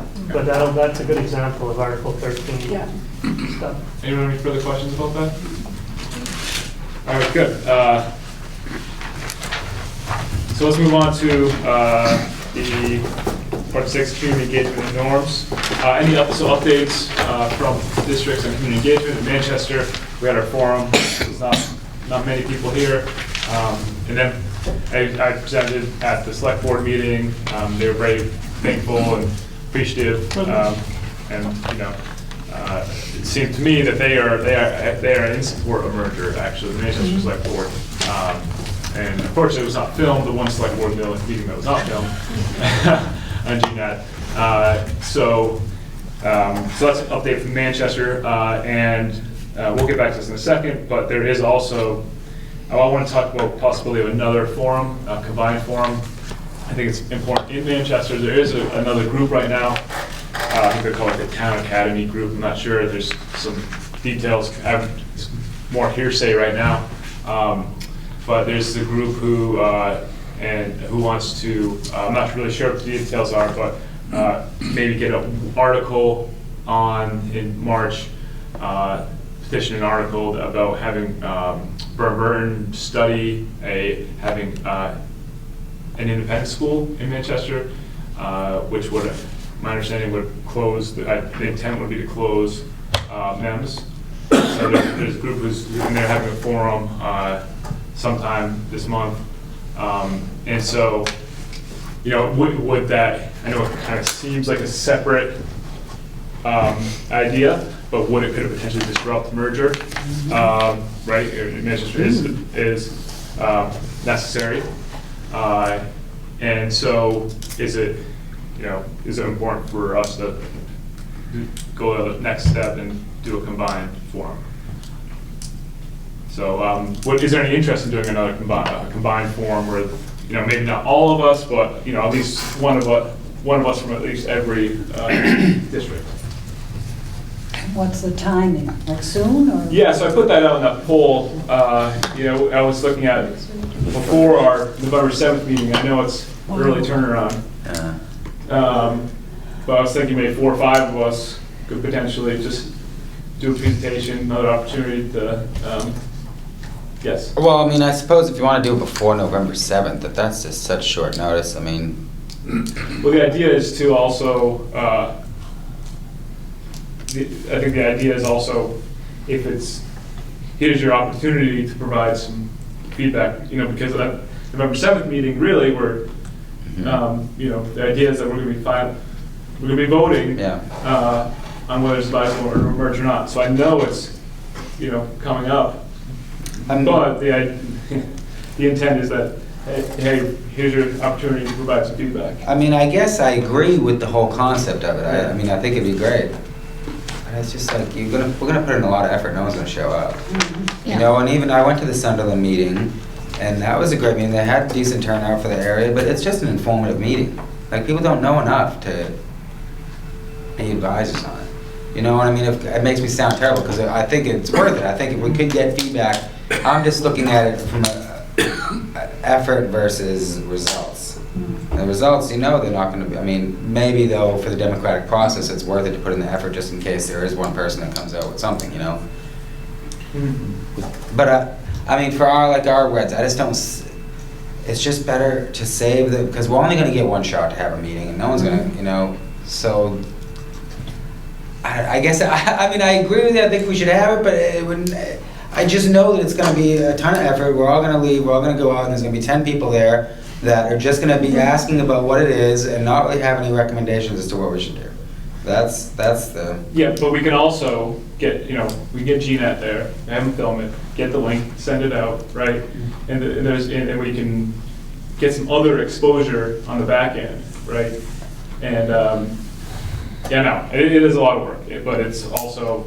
And by next week, almost, right? Well, I mean, 2 weeks, yeah. I know, but a lot of the work's already done, right? So it's just showing up and doing it. As well as getting them to show up. Yeah. So John, just clarify for my sake, what's the purpose of this additional one, since Manchester's already had one? Is it to get the word out since it was so poorly, you know, attended the last time? What's your reasoning for having another one? When Dorset has one and Sunderland's towns, had you guys. theirs. Have you had yours? We didn't do it before, we've been doing the smaller stuff to get to people, because we don't get good turnout either. I guess it's just the last push. Yeah. Well, I think we have, well, I guess that's my biggest reason, and just and I think with GNAT, getting more exposure through, you know, getting that filmed, right? I think that's good to be able to send out to people. I think people will watch it and will pay attention. They don't show up to the meetings, but they do watch the stuff, and they do, you know, if you send them stuff, they'll click on it and maybe watch 2 minutes, but that's something. They create that mindfulness, and I know it's a pain. So if it's, you know, if it's not combined, then I'll talk to, you know, maybe we in Manchester can just do another one. And, you know, I've got the presentation, right? I can just do it again. And so I guess we can just leave, we got a lot to do, so we can just leave it at, you know, if you want to come join, then come join, yes. Well, and the other thing, if it's just a matter of trying to push it, can't we just kind of make it into a slideshow and push it on the Facebook page and the website? Yeah, I just think it's, you know, the big feedback I got from the select board is, you know, your presentation is great, right? The slides are great, but, you know, the context that I provided with the presentation, well, that was the most helpful. And that, you know, that was really helped to explain it, and they're really appreciative of that. And so, you know, it's something, just a little bit more content that we can push out there. And again, I understand this pain. So will we do this again? I was just thinking of what we did with our red. We did it after the vote. We did this huge push for it. We spoke all over the place, you know. But we had mailings, and we told everybody the dates, and got a pretty good turnout. But that was get out the vote kind of thing. Yeah, we're gonna do that again. But will you get them to come again? That's the thing. It's really hard to get them to come, that's the problem. I like the idea, I Yeah. agree with all that, it's just, I know. how do you get them, well, and then, well, you have a newspaper, we don't have a way to tell anybody. Well, I mean, I guess, I see what you're saying, we got one last chance, we might as well do it, you know, Yeah. make it as transparent, as democratic as Right. possible. And then what I think with the information meetings is that's when we get out the vote, you know? Whatever money we have left, spend it on food. You know, come to this meeting, we have pizza, we have beer, we have soda. Just come, I mean, that's honestly how you get people to show up, you offer Yes, food. it's true. Food and beverage, man, That's that's it. true. All of our budget just goes to food and We beverage did all of meetings. that. That's how you get people to show No up. beer, but we did all of that. All right, so how about, we gotta move on, and so I don't want to belabor the point. I will just, invite people to participate. Yeah, we'll come. And then, I would just really bother me if we put all this effort in, and, if it does not pass by a few votes in Manchester, I couldn't sleep for the rest of my life. And so, I'll just put it out there. And so other updates from other communities as far as community engagement. We're speaking to the faculty of Floodbrook this week, so we'll see how that goes. And in Manchester, we're gonna do it in November sometime, I suppose, with the founders. Any other updates? We spoke, Jen and I went to the select board meeting in Danby. Oh, really well, there weren't a lot of people there. They were more there for this other issue that was going on. They just had to get the benefit of us too. But there were a couple of good questions. Like I had one guy that was basically, do you really think this would be good for us? And I said, personally, yes. But, got that, and he was like, okay, I'm good with that. So let's transition from that point right there, because that's a really important point that I put some stuff on here about our norms, right? And so that's hard, it's hard, I found it really hard when I was presenting, right, our norm about pros and cons, and trying to give the pros and cons to all these issues. But at some point, if someone asks you, is this a good idea, right? I think we have to have this conversation briefly at least. What do we believe? What does this committee believe? Do we, are we okay to say it's a good idea? And so, I threw on there, just a vision statement idea and the core beliefs.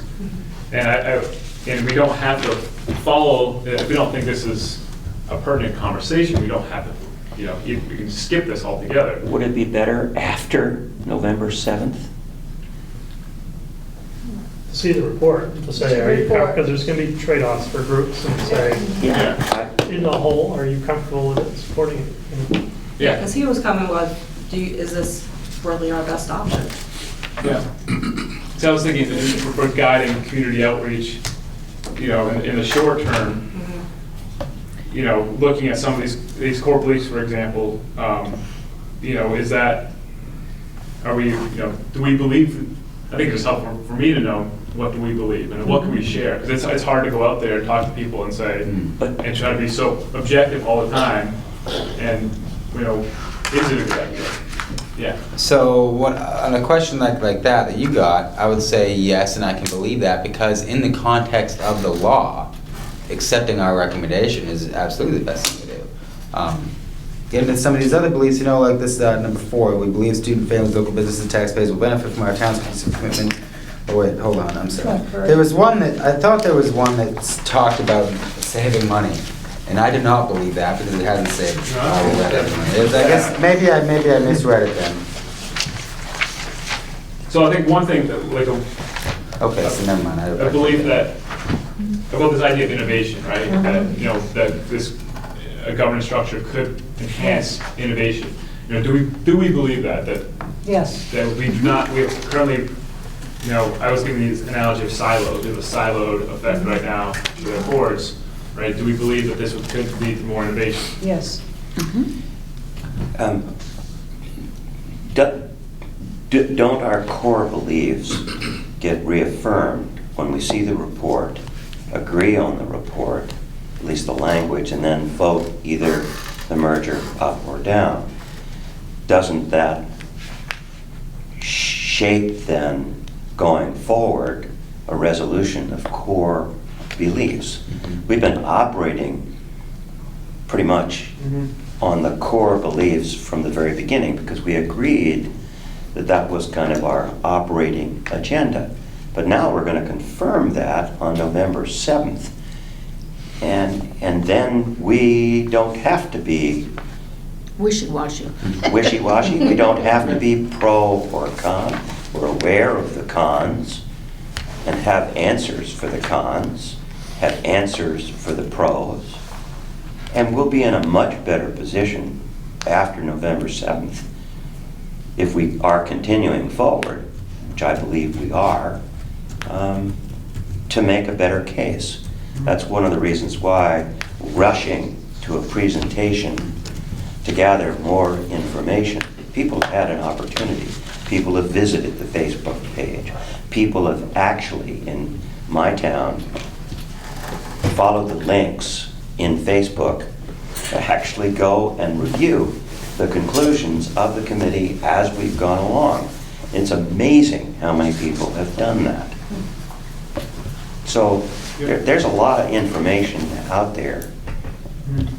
I think your timing. Yeah, so maybe it's better for the informational meetings, you know, in January or February that we keep in our back pocket. All right, any other thoughts?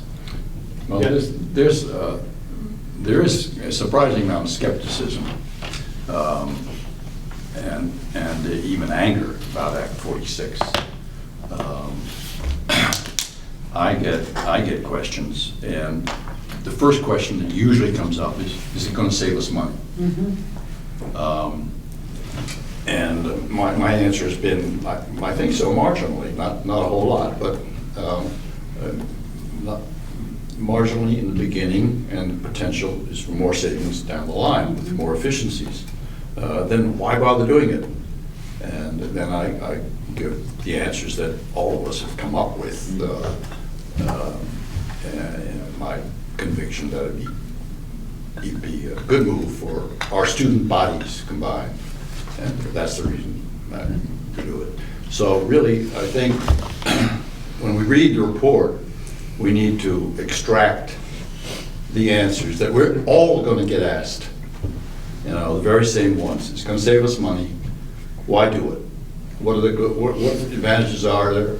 What are the disadvantages? And have our talking points lined up, because that's when we're going to get hit.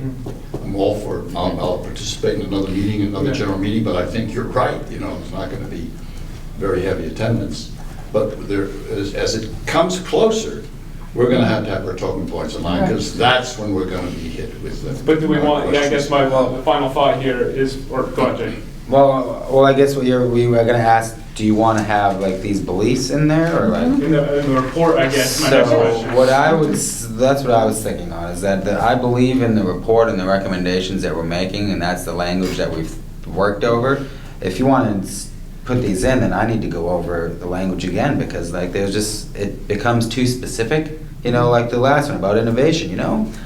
I don't necessarily believe that combined governance is what's going to cause that. You know, I mean, then it becomes more language. You know, I don't necessarily agree with that.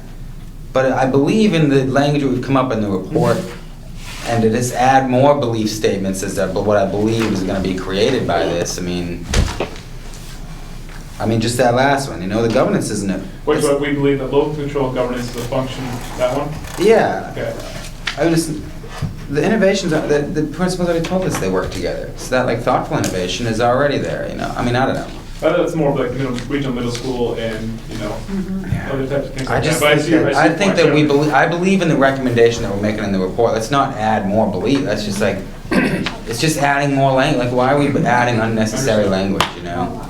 I, on the other hand, think that these are really a nice distillation of the beliefs that have sort of congealed as we worked along, and I think they're admirable.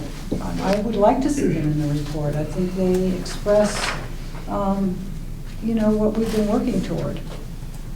They are admirable, I agree. The trouble is, you're right, it's language. I'm a language person, I love language, I like to see more. But it's not going to sell anything. No. We're going to have some very concrete examples of what the advantages are going to be, of how this happens. And like, to the point about that, is I agree, it is, you know, you could look at it as a good summary of the report, and then you ask about where do you put it in the report, because like Jeff says, you want to be careful that people are thinking. If you put a summary of what we did right at the beginning, then they read that, they don't read the whole report. If you want people to think about it, if they have it in their hand, make them read the whole dang thing, you know? But at the Don't same give them a time, if you brief. don't do that, then people. Then they're not gonna read it at all, yeah, I guess you're right, that goes both ways, The it's only way you true. can do this, I mean, I've already been doing this, I've gone to my select board, they're all bought in, going again this week, more to talk about what you're here to talk Yeah. about.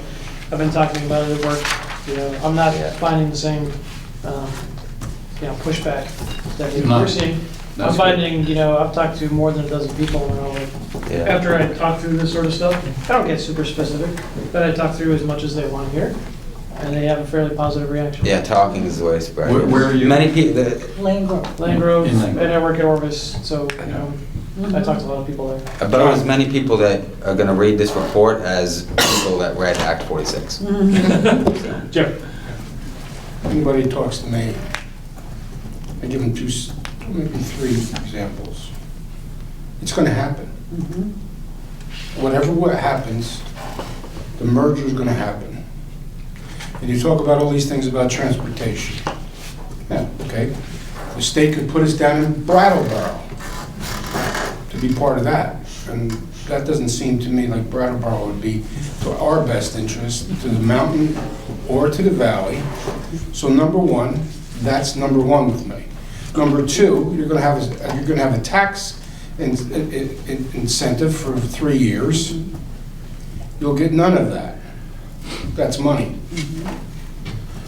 The other thing, on the other hand, the reality is, my thinking, after 3 years, it's gonna go right back up high way it was.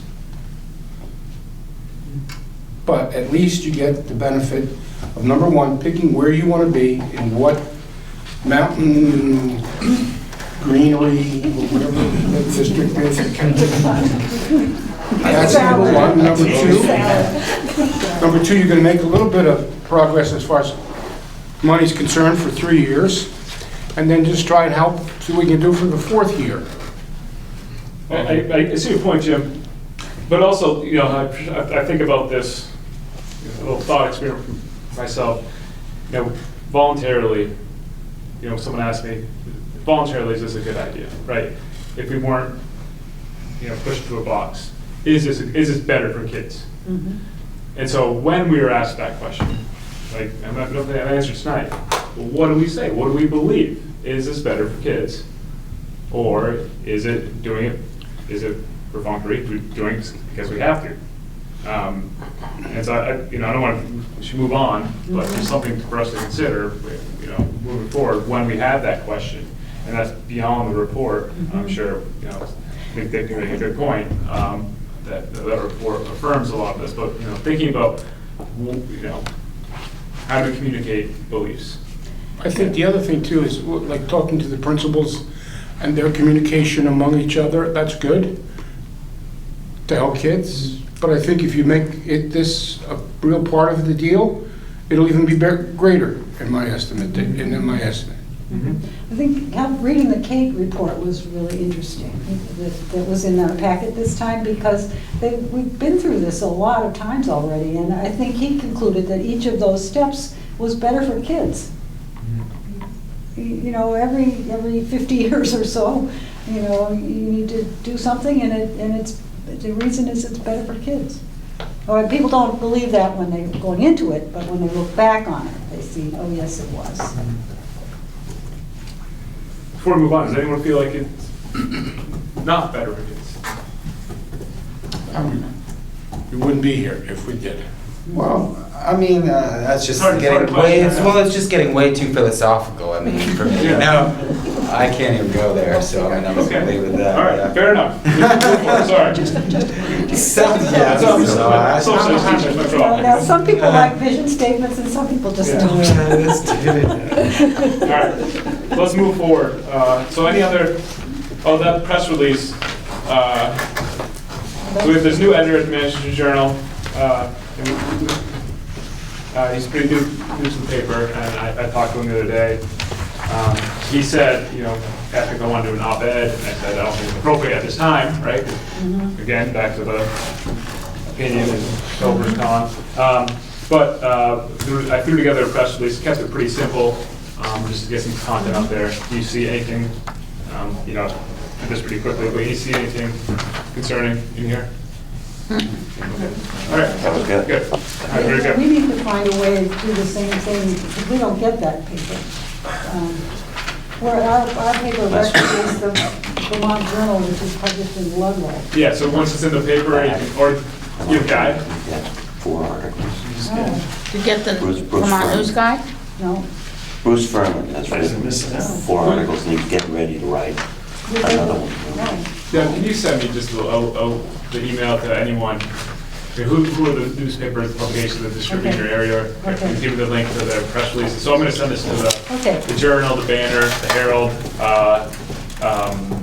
got the News Guide, and Vermont Digger, and I'll put it up there. And so if you have any other recommendations, I can just put it out there as well. But I kept it short purposefully. All right. So moving forward, red versus SD. So I put in there, and I spoke to John Moore yesterday. I said, John would like to be, you know, he's the BRSU chair of the governance committee that asked if he wanted to come here. He couldn't come here tonight to give an update. So I said, you know, would you be interested in putting out a little document, a little note here. And so it's on the last page of the meeting plan. And so I really focus on here because I feel like this, unless I'm totally misreading it, this is the SU board composition is really the key factor in making this red versus SD determination. So I think we'll start there. And so you guys want a minute to read his letter? I've read it. Okay. Any thoughts about or questions? And anyone on the governance committee here? No. We talked about our meeting, John was there, And Jackie was at the last meeting as well. Yeah, they felt that it wouldn't be fair for this new district to have more than 50% of the representation, whereas so I said, gee, that's funny, because when we got together, we thought that we should, so it's unresolved. Yeah, so I brought this up briefly at the last meeting, you know, a compromise potentially. I spoke to Donna Russo Savage about this today, if it's even possible. She wasn't exactly sure, but she said, you know, she did not see that it would be a legal obstacle. Could there be a compromise that if we were represented proportionally, could we insert some type of bylaw that said that you need to have at least two votes? You see our 2 districts, so approving the motion, so Northshire district could never approve a motion, even though it would have enough for a simple majority. And, you know, you see here, John, I think he said something about, he kind of indicated that was an appetite or a intriguing idea. So is that a potential compromise? Or does anyone feel strongly that proportionality or bust? What did she say? So she said she doesn't think, she wasn't quite sure, but she doesn't think that's an obstacle. She said that we need to talk to our attorney for that issue. And same with the question of a quorum, whether, let's say we had a 16-member SU board and we had 8 from Northshire district, we would have a quorum of our school district. Would that be illegal? She said she didn't think so, but question for the attorney. But then again, that's happening now. Manchester has 3 seats on BRSU board, and it's a 5-member 4. So I don't think that's a problem. But I'm Yeah, not I'm sure. sure it comes up all the time. It's just, you know, it's a question of whether you're deliberating on Manchester business in that setting. So I guess how about start with the concept of proportionality, right? If we are not represented proportionally, or, you know, we've talked about 5%, within that 5%, you know, we have what, 60% ADM, 60% population, right? You know, we're not with that 55 or 65% range. Are we okay with that? The last time this came up, didn't we kind of conclude that we want, not necessarily to have a super majority, but at least 50%. That's what was thrown out there in the model, but people, In the model, and then I thought we got focused on 55%, just so that there was just a little bit more. The idea is that we don't, I do not believe that we want to be in an SU where a majority can outvote a minority represented by us. And so I wasn't necessarily always interested in control. And so a 50% or 55% or sort of routine allows for arguments to be made and the best decisions to be made on behalf of everybody. Focused first on what's best for the kids. but not the 55% you're saying, but the Well, 50%. 50% is okay. Now we're quibbling. I Well, don't know you're how. not, because you have the simple majority. Once you have, that's the governance committee's point is that as soon as there's this over a simple majority, right? Not this, that would come up too often, but. Well, 50% for me protects against exactly that, Mhm. that sort of vote. And if you wanted to include, and Dan, the last time we talked about this, it was the exception that you were talking about, and it's a hybrid, you called it a hybrid system, in which you construe the SU in such a way as it's fair to both the minority and potential majority, which would be in this new SU or red, be us. So you want to be fair and want to force people to consider the best interests. And you said you had language that would come up with an acceptable body of language that would sort of take that broad philosophical position.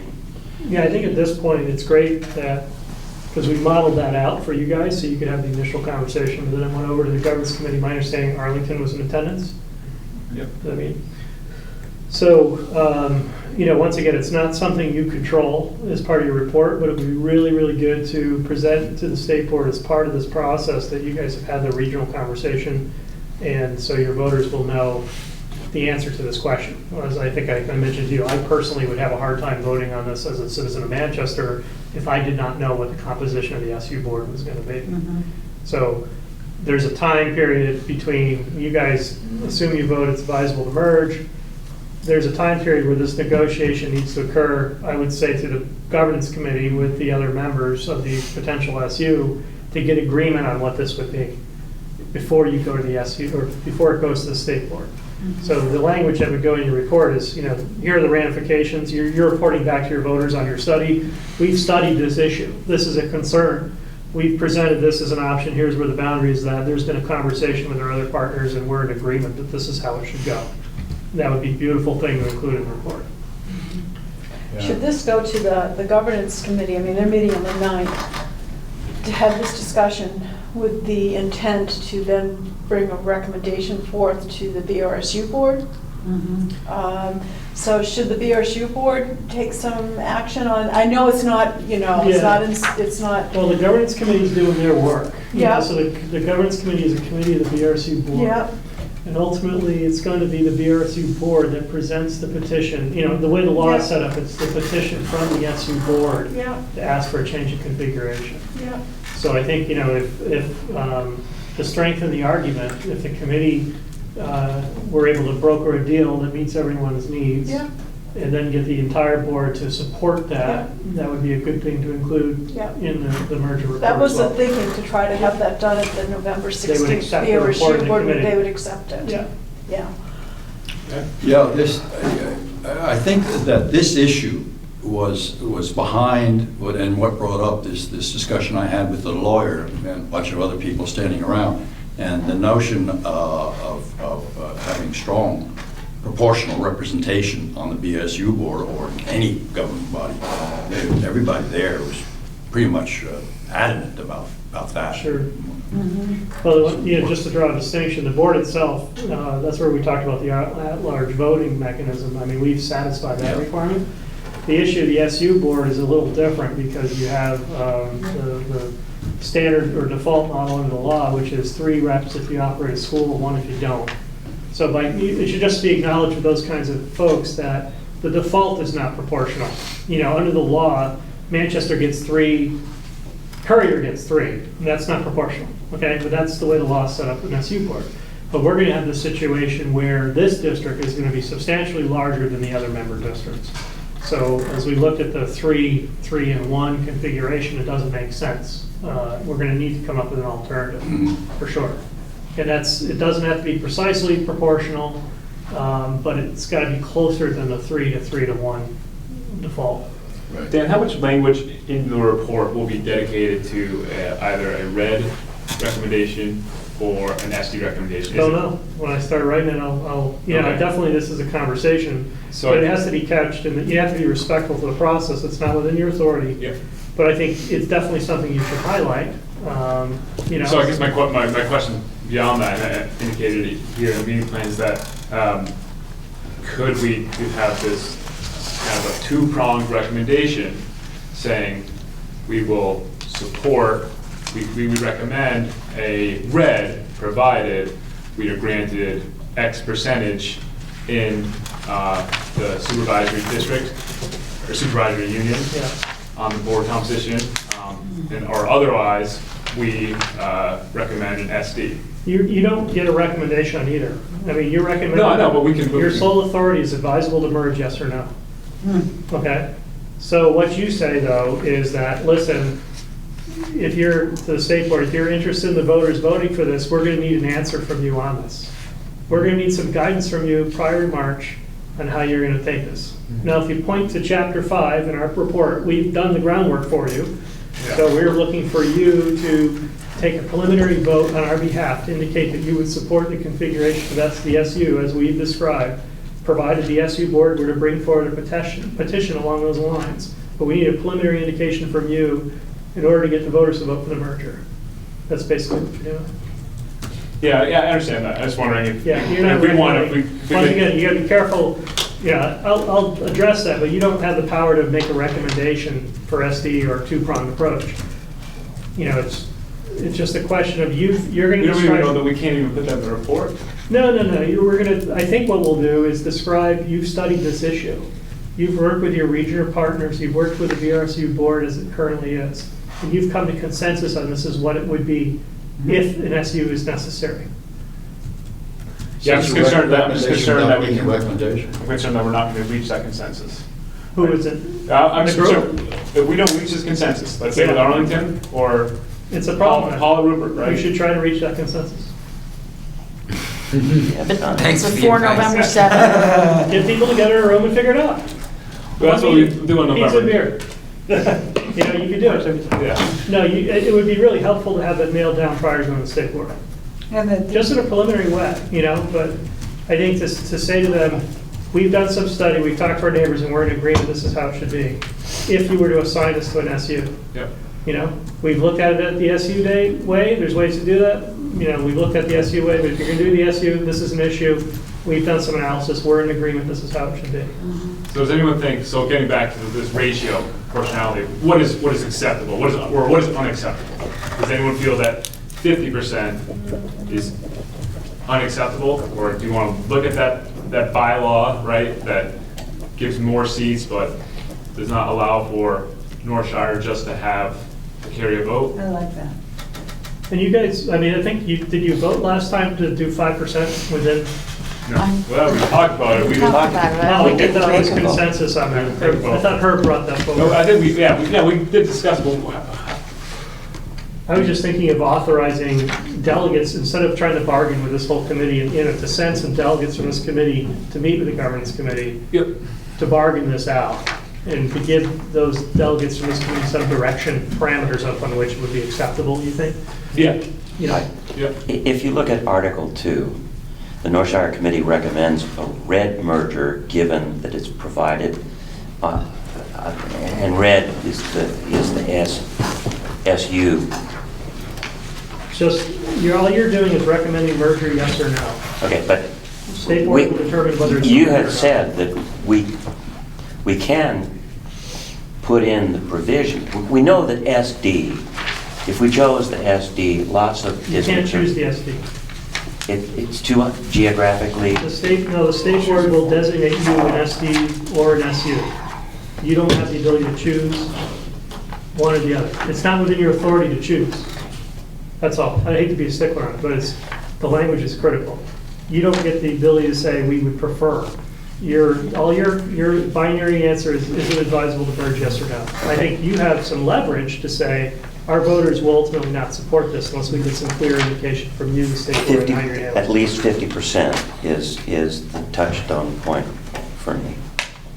We gotta have at least 50%. So do we go, okay, so we go at least 50, do we go to the governance committee and say at least 50% with a bylaw, with this bylaw?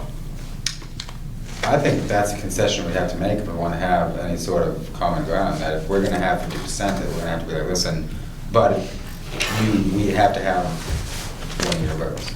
Like, I like that bylaw, I mean, just as a negotiation tactic. I mean, if someone came up to me and was like, listen, here, we're going to be partners, and I'm going to be able to tell you what to do all the time, of course I'm going to be like, no. Yeah. You know, so I mean, you're going to need to throw them a bone, and I think that bylaw is a good.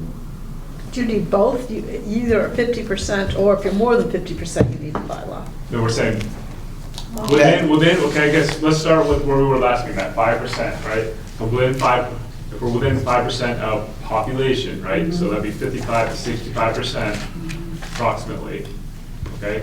With the bylaw then. With the bylaw, considering that we can't be the only district in the majority. Is that kind of what the bylaw is essentially saying? Yes, yep. I like that, I like that. That Yeah. works for me. And Say if that you- again? So we have about 60% of the population represented among this model Right. district, the SU, right? And so, the last meeting we spoke about having, we want to stay within that 5% range. So somewhere we'd be represented proportionally on the SU board between 55 and 65%, right? So, if you had a 60-member board, probably about 9 seats, Okay. right? And so, while we would have those 9 seats, we could never, with this, we're proposing a bylaw that we could never pass a motion. You would always need, and for any motion to pass, you need 2 districts to vote on that. Does that make sense? And so that's just a check to that simple majority power. 2 districts in favor of that. Yes. Yeah, I mean, it's a good combination, because it's really just political switch. Because we can't vote for anything by ourselves, but by ourselves, we can stop any motion that there is on the table. So it's just a political, it's just a trick, is really all Looking it at is. it. Well, You know, but I mean, that. I guess that's a good point too. Is it too,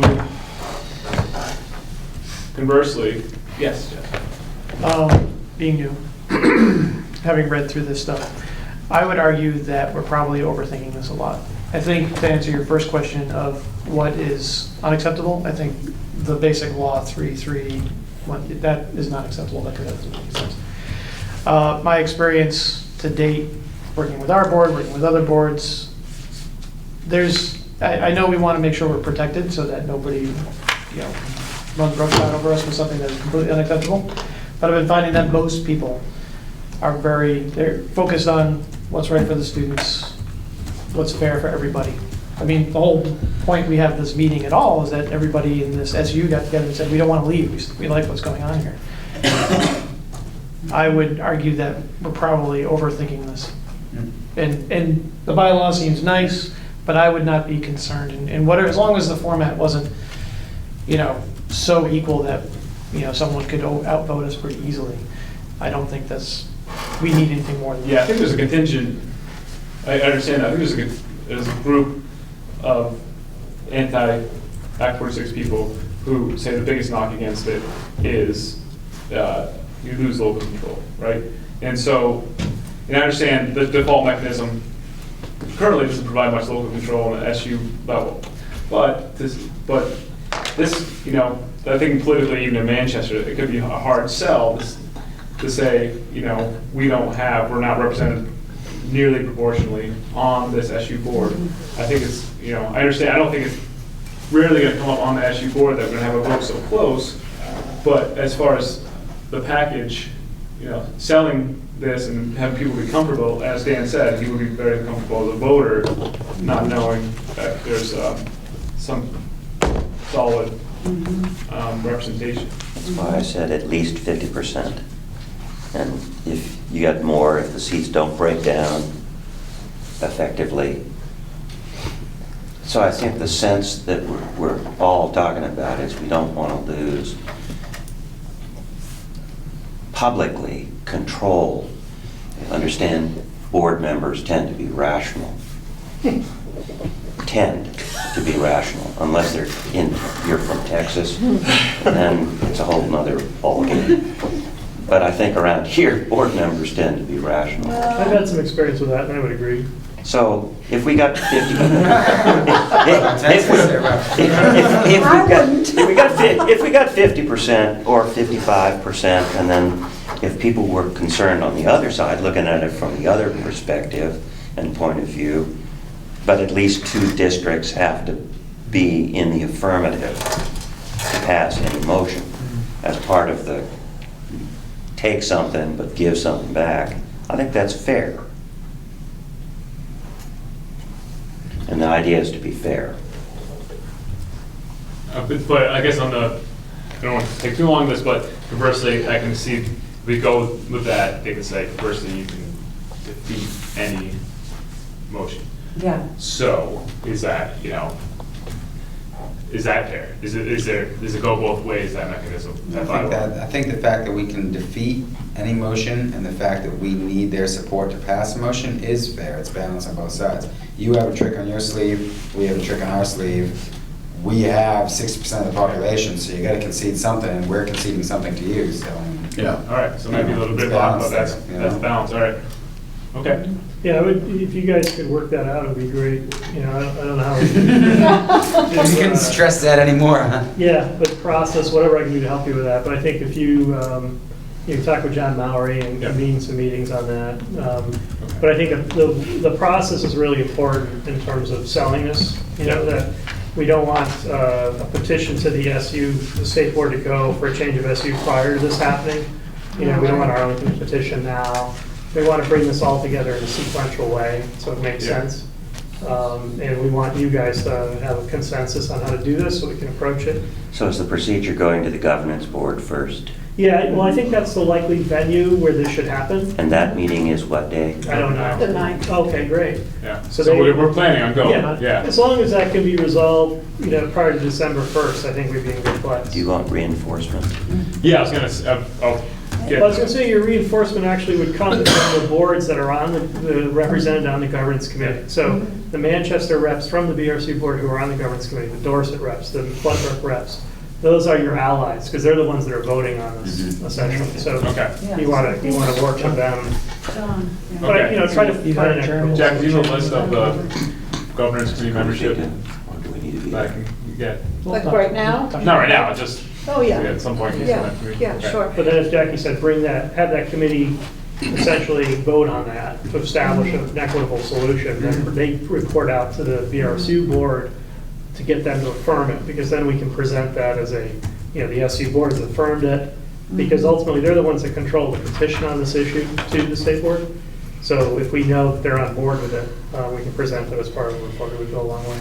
And did you come to a landing on the size? I mean, making the assumption that we'll have the players that we think will have a new Medowee in Arlington, San Gabriel, and Northshire. Did you come to any conclusions on the size? Because that's important, because I can't really have a conversation with Arlington because if I don't know the size, or they have a 3 or 2. Because you could solve this by creating a 40-person board. Right. And that's, I gave you the small, medium, and large. So 16 and 8, right? Yeah, somewhere in there. 16 and 8. 16, 8, and you had 11 too. Yeah, there was a. There wasn't 11. Yeah, No. I've got it right around here. Because that's, one of the policy objectives is sustainable governance structure. So that gives us a reason to discuss this in the report, that we're cognizant of it needs to be addressed. Okay, so we want, so before we talk about the size, so starting with more than 50%, right? So not more than 50%, not at least 50%, more than 50% representation Yeah. with the bylaw, Yeah. right? Yeah. So that's where we're starting with. Right. To go to governance committee with. Can we read that up to them to figure out the math of how big the, I mean, that's part of Well, the. It's ultimately, Well, so, I mean, if we were doing the 55%, that would be only one, that would be the small supervisory union board that has 11 reps. Yeah. Right? Yeah. that's the one that, That's the only one that worked out to be 55. yeah. There's a small that has 10 reps, but we would only have 50, and then the 16 reps, and we'd only So have that's 50. a part of the So negotiation. can we just keep it simple, it's more than 50% then? Because we don't need to get with the. 51%. That's we have a 40-member board, right? Yeah, No more than 50%. right. By law, okay. And so, what, 16, 11, 8? However, I'm sorry to go Well, back to can't this, but if we went to 50%, wouldn't that disregard we wouldn't need the bylaw? If we had 50%, then it would be a stalemate. Oh, I agree, I agree. So with we you. would need at least one more district. But there's And people then- who are very vocal about Okay, last. okay, So okay, I was just, Jim and Herb were very vocal yeah, about. having 50 more than. Having more than 50, and I agree with that. Yeah. But I think that there's, Can we Because leave it's it kind of up like to- the same thing. Can we leave it up to the negotiations, how big, because depending on the percentages, depends on how many people, they put in each category. Do we need to say we want 13 members or 12 or 6 or whatever? Or can they figure that out when they're juggling it? Yeah, I mean, it's, I think to get a commitment, once again, on sort of the principles, and then the details will come based on who's actually in the SU. But if everyone would agree on the concept that these Right. guys would have 50 to 55, in the case if it was over 50, we'd have a bylaw trigger. People could agree in principle, then because we don't know what Meadowy's going to do in terms of their Arlington. merger, and that affects the configuration. But I need to be able to give them some at that meeting, be able to Right. say, for example, if Oh. Right. Northshire has 55 and you're an 11-member board, you get 2 votes. Yeah, And Northshire gets 6. right, Taconic and green. Oh, excuse me, Taconic. right. Taconic. no, it's technology. Taconic, I'm sorry. Shaking it up.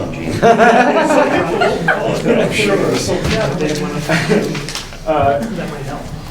So, I'm sorry, Jackie, you would like us to have some indication of the size then, is that you? Yeah, oh, so Okay. that was the middle size, the 11 reps? Yeah, I was just talking to Jackie, but the other thing is Stratton might be interested in coming back in. So, on that one that says Sandgate, Winhall, to do the math on that model to include them, and it might bring you down to 53, it might be a 12-person board, it might help sort of get to the sweet spot there. Yeah. So that should be reconfigured, because I don't include Sandgate, Winhall. Not to quibble the math, but if you go at least 50%, and the board consideration was a board of 8, then 4 would satisfy our criteria. If you go more than, we have to have 5 representatives. That's why I went at least, and you teach math. Yeah, did you guys, That would be a good I don't know, 12. and What? I'll kick it back to you guys. Do we want at least 50% Yes. or more than I 50%? feel like I just had this realization that 55% with the bylaw, or 50%, it's the same exact thing. Yep. There's no difference there. So We're just like talking about the same thing, calling one thing an orange, Well, calling the other thing an apple. hold on. Because if you have 55%, but you need one other district to get an affirmative vote, then you can't pass anything by yourself, but you can block it. If we have 50%, you can't pass anything by yourself, but you can also block anything. We don't need the bylaw at all. You don't need having the bylaw and over 50, and having 55% is the same exact thing as having 50% with no bylaw. Jeff. So we went through this last summer. So I'm pretty sure that the law is that in any meeting like that, so let's say it's 8 people and it's 4, everybody shows up. If people don't show up, one person doesn't show up. Okay, I see what you're saying. It's majority. So And if you vote absent, it's just throw it out there, if you don't vote, Okay, so that's it the goes with difference. whoever wins. Okay, so that's the difference. I see what you're saying. So Okay. just be aware, the BRSU board is huge, and we have trouble getting quorum with it. Mhm. If we have 4 and 8 and only 2 people show up, it really depends on people showing up to all the Yes, meetings. It's that really makes, important. that makes sense. And I would ask you guys, from your experience, does having a larger board help that problem? Because let's say that Medway gets one vote, maybe it's 2 people, so that at least one person shows up. Does that make a difference? And having a larger board versus a smaller Well, you board? definitely want to be able to get the rep there. I mean, if you need a board, the quorum of the SU board is the majority of the boards and then the majority of the board members. Right. So if you have one rep from each, if you have the situation, this is what hurt us last time, we have these little town non-operating districts and they have one rep. Right.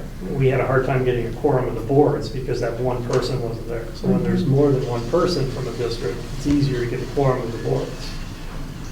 Right? Did you really find it? But on the other hand, Technology sustainability, solution. a board over 15 people is, very challenging to delve into any kind of Well, detail. we have 17, and we're Yeah. not, look at how many of us. It's really hard to, Mhm.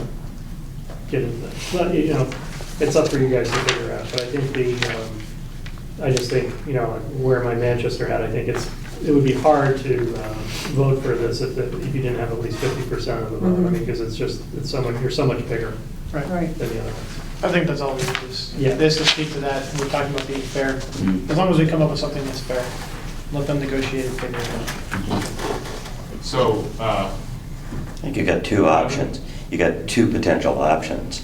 Either the 2 districts have to vote in order for anything to be affirmed, or at least 50%.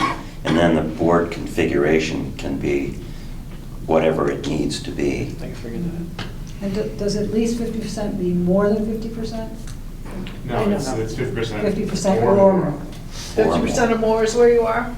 No, we were saying more. So More than more 50. than 50. So, More than 50%. Okay. More than 50% is what it Yeah. seemed like the last meeting. Yeah, that's what right? I agree, I just want Yeah. the semantics, yeah. Yeah. Okay, so More than 50% Yeah, in 2 districts. right.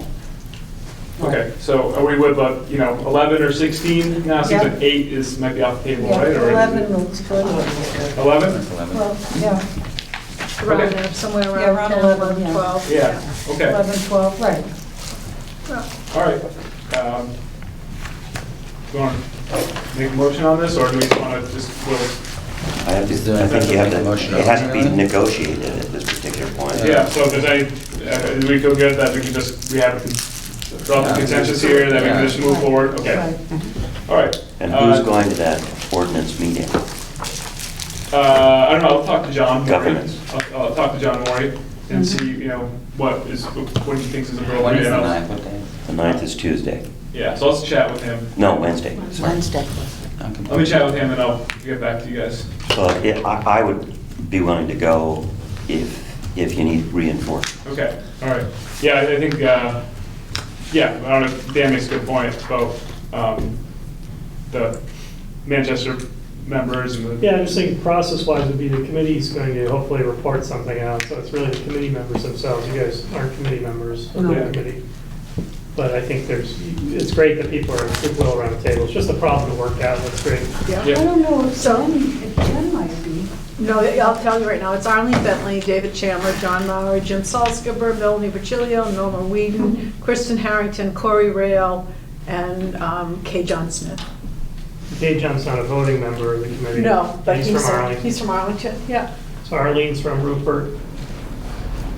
Melanie's from Sunderland, Norma's Yep. from Pollock. Yeah. Kristen's from UD 23, Corey's from UD 47. Melanie and Jim have both been coming a lot, Yep. so. All right, so I Oh, guess. Jim Lind was there too. No kidding. So I'm just impressed if you guys, put the time constraint to get consensus on the design principle, because this merger went forward to the state board, it'd be great to have this piece of information, Yeah, Yeah. so Just a preliminary indication. for the 9th, I think we can get on the 9th. Yeah. And provided that, okay, so I'll talk to John, I'll see what he thinks is best, and then I'll report back to you guys. We'll see if he wants people on governance committee on November 9th. All right, so anything else for Red or SD? It's kind of not a discussion. No, because it's moot. We have. Yeah, I think it's been a great conversation. Good. Yeah, I think, it's a question of the process. That's what I've been thinking, that you stimulated my thinking on that. It's going to be, I think, very proactive way. How we've done business in the past in the region is to work together with our neighbors. Yeah. In anticipation of that. I'll see what comes out of my mouth or out of my pen when I start typing. Okay. Anyone have any other questions? Good, SB? Public comment, Oliver? Anything like that? Sure, just a really quick one, given the late hour. So two things. One is a request. If you guys can think about the agenda for your next meeting, and between now and your next meeting, I think it would be really helpful for me and other legislators in the area if you can, as you reflect back on this process that you guys have undergone, think about some of the challenges you've encountered and provide any recommendations that you might have for adjustments to Act 46 that would be applicable not only for you guys but also to statewide based on your experience. So if you can give that some thought and maybe put that as an agenda item and then come up with a list of things that you can make available, that would be really helpful. And then the second thing is, I know some of you are aware, the timing is really very unfortunate given everything that's going on with your merger committee. But the State Board of Education is in the process of implementing some pretty, choose my words carefully here, some rulemaking that is very harmful to our independent schools and has the practical effect of pretty severely, potentially severely limiting choice. So my fear is that that's going to get conflated in with Act 46. I think there's a lot of confusion out there in general with the public. Nonetheless, there's going to be a window for public comment, and it's going to be really important for folks in our communities to be engaged in that process, to learn what's going on, what the impacts are, and to comment publicly.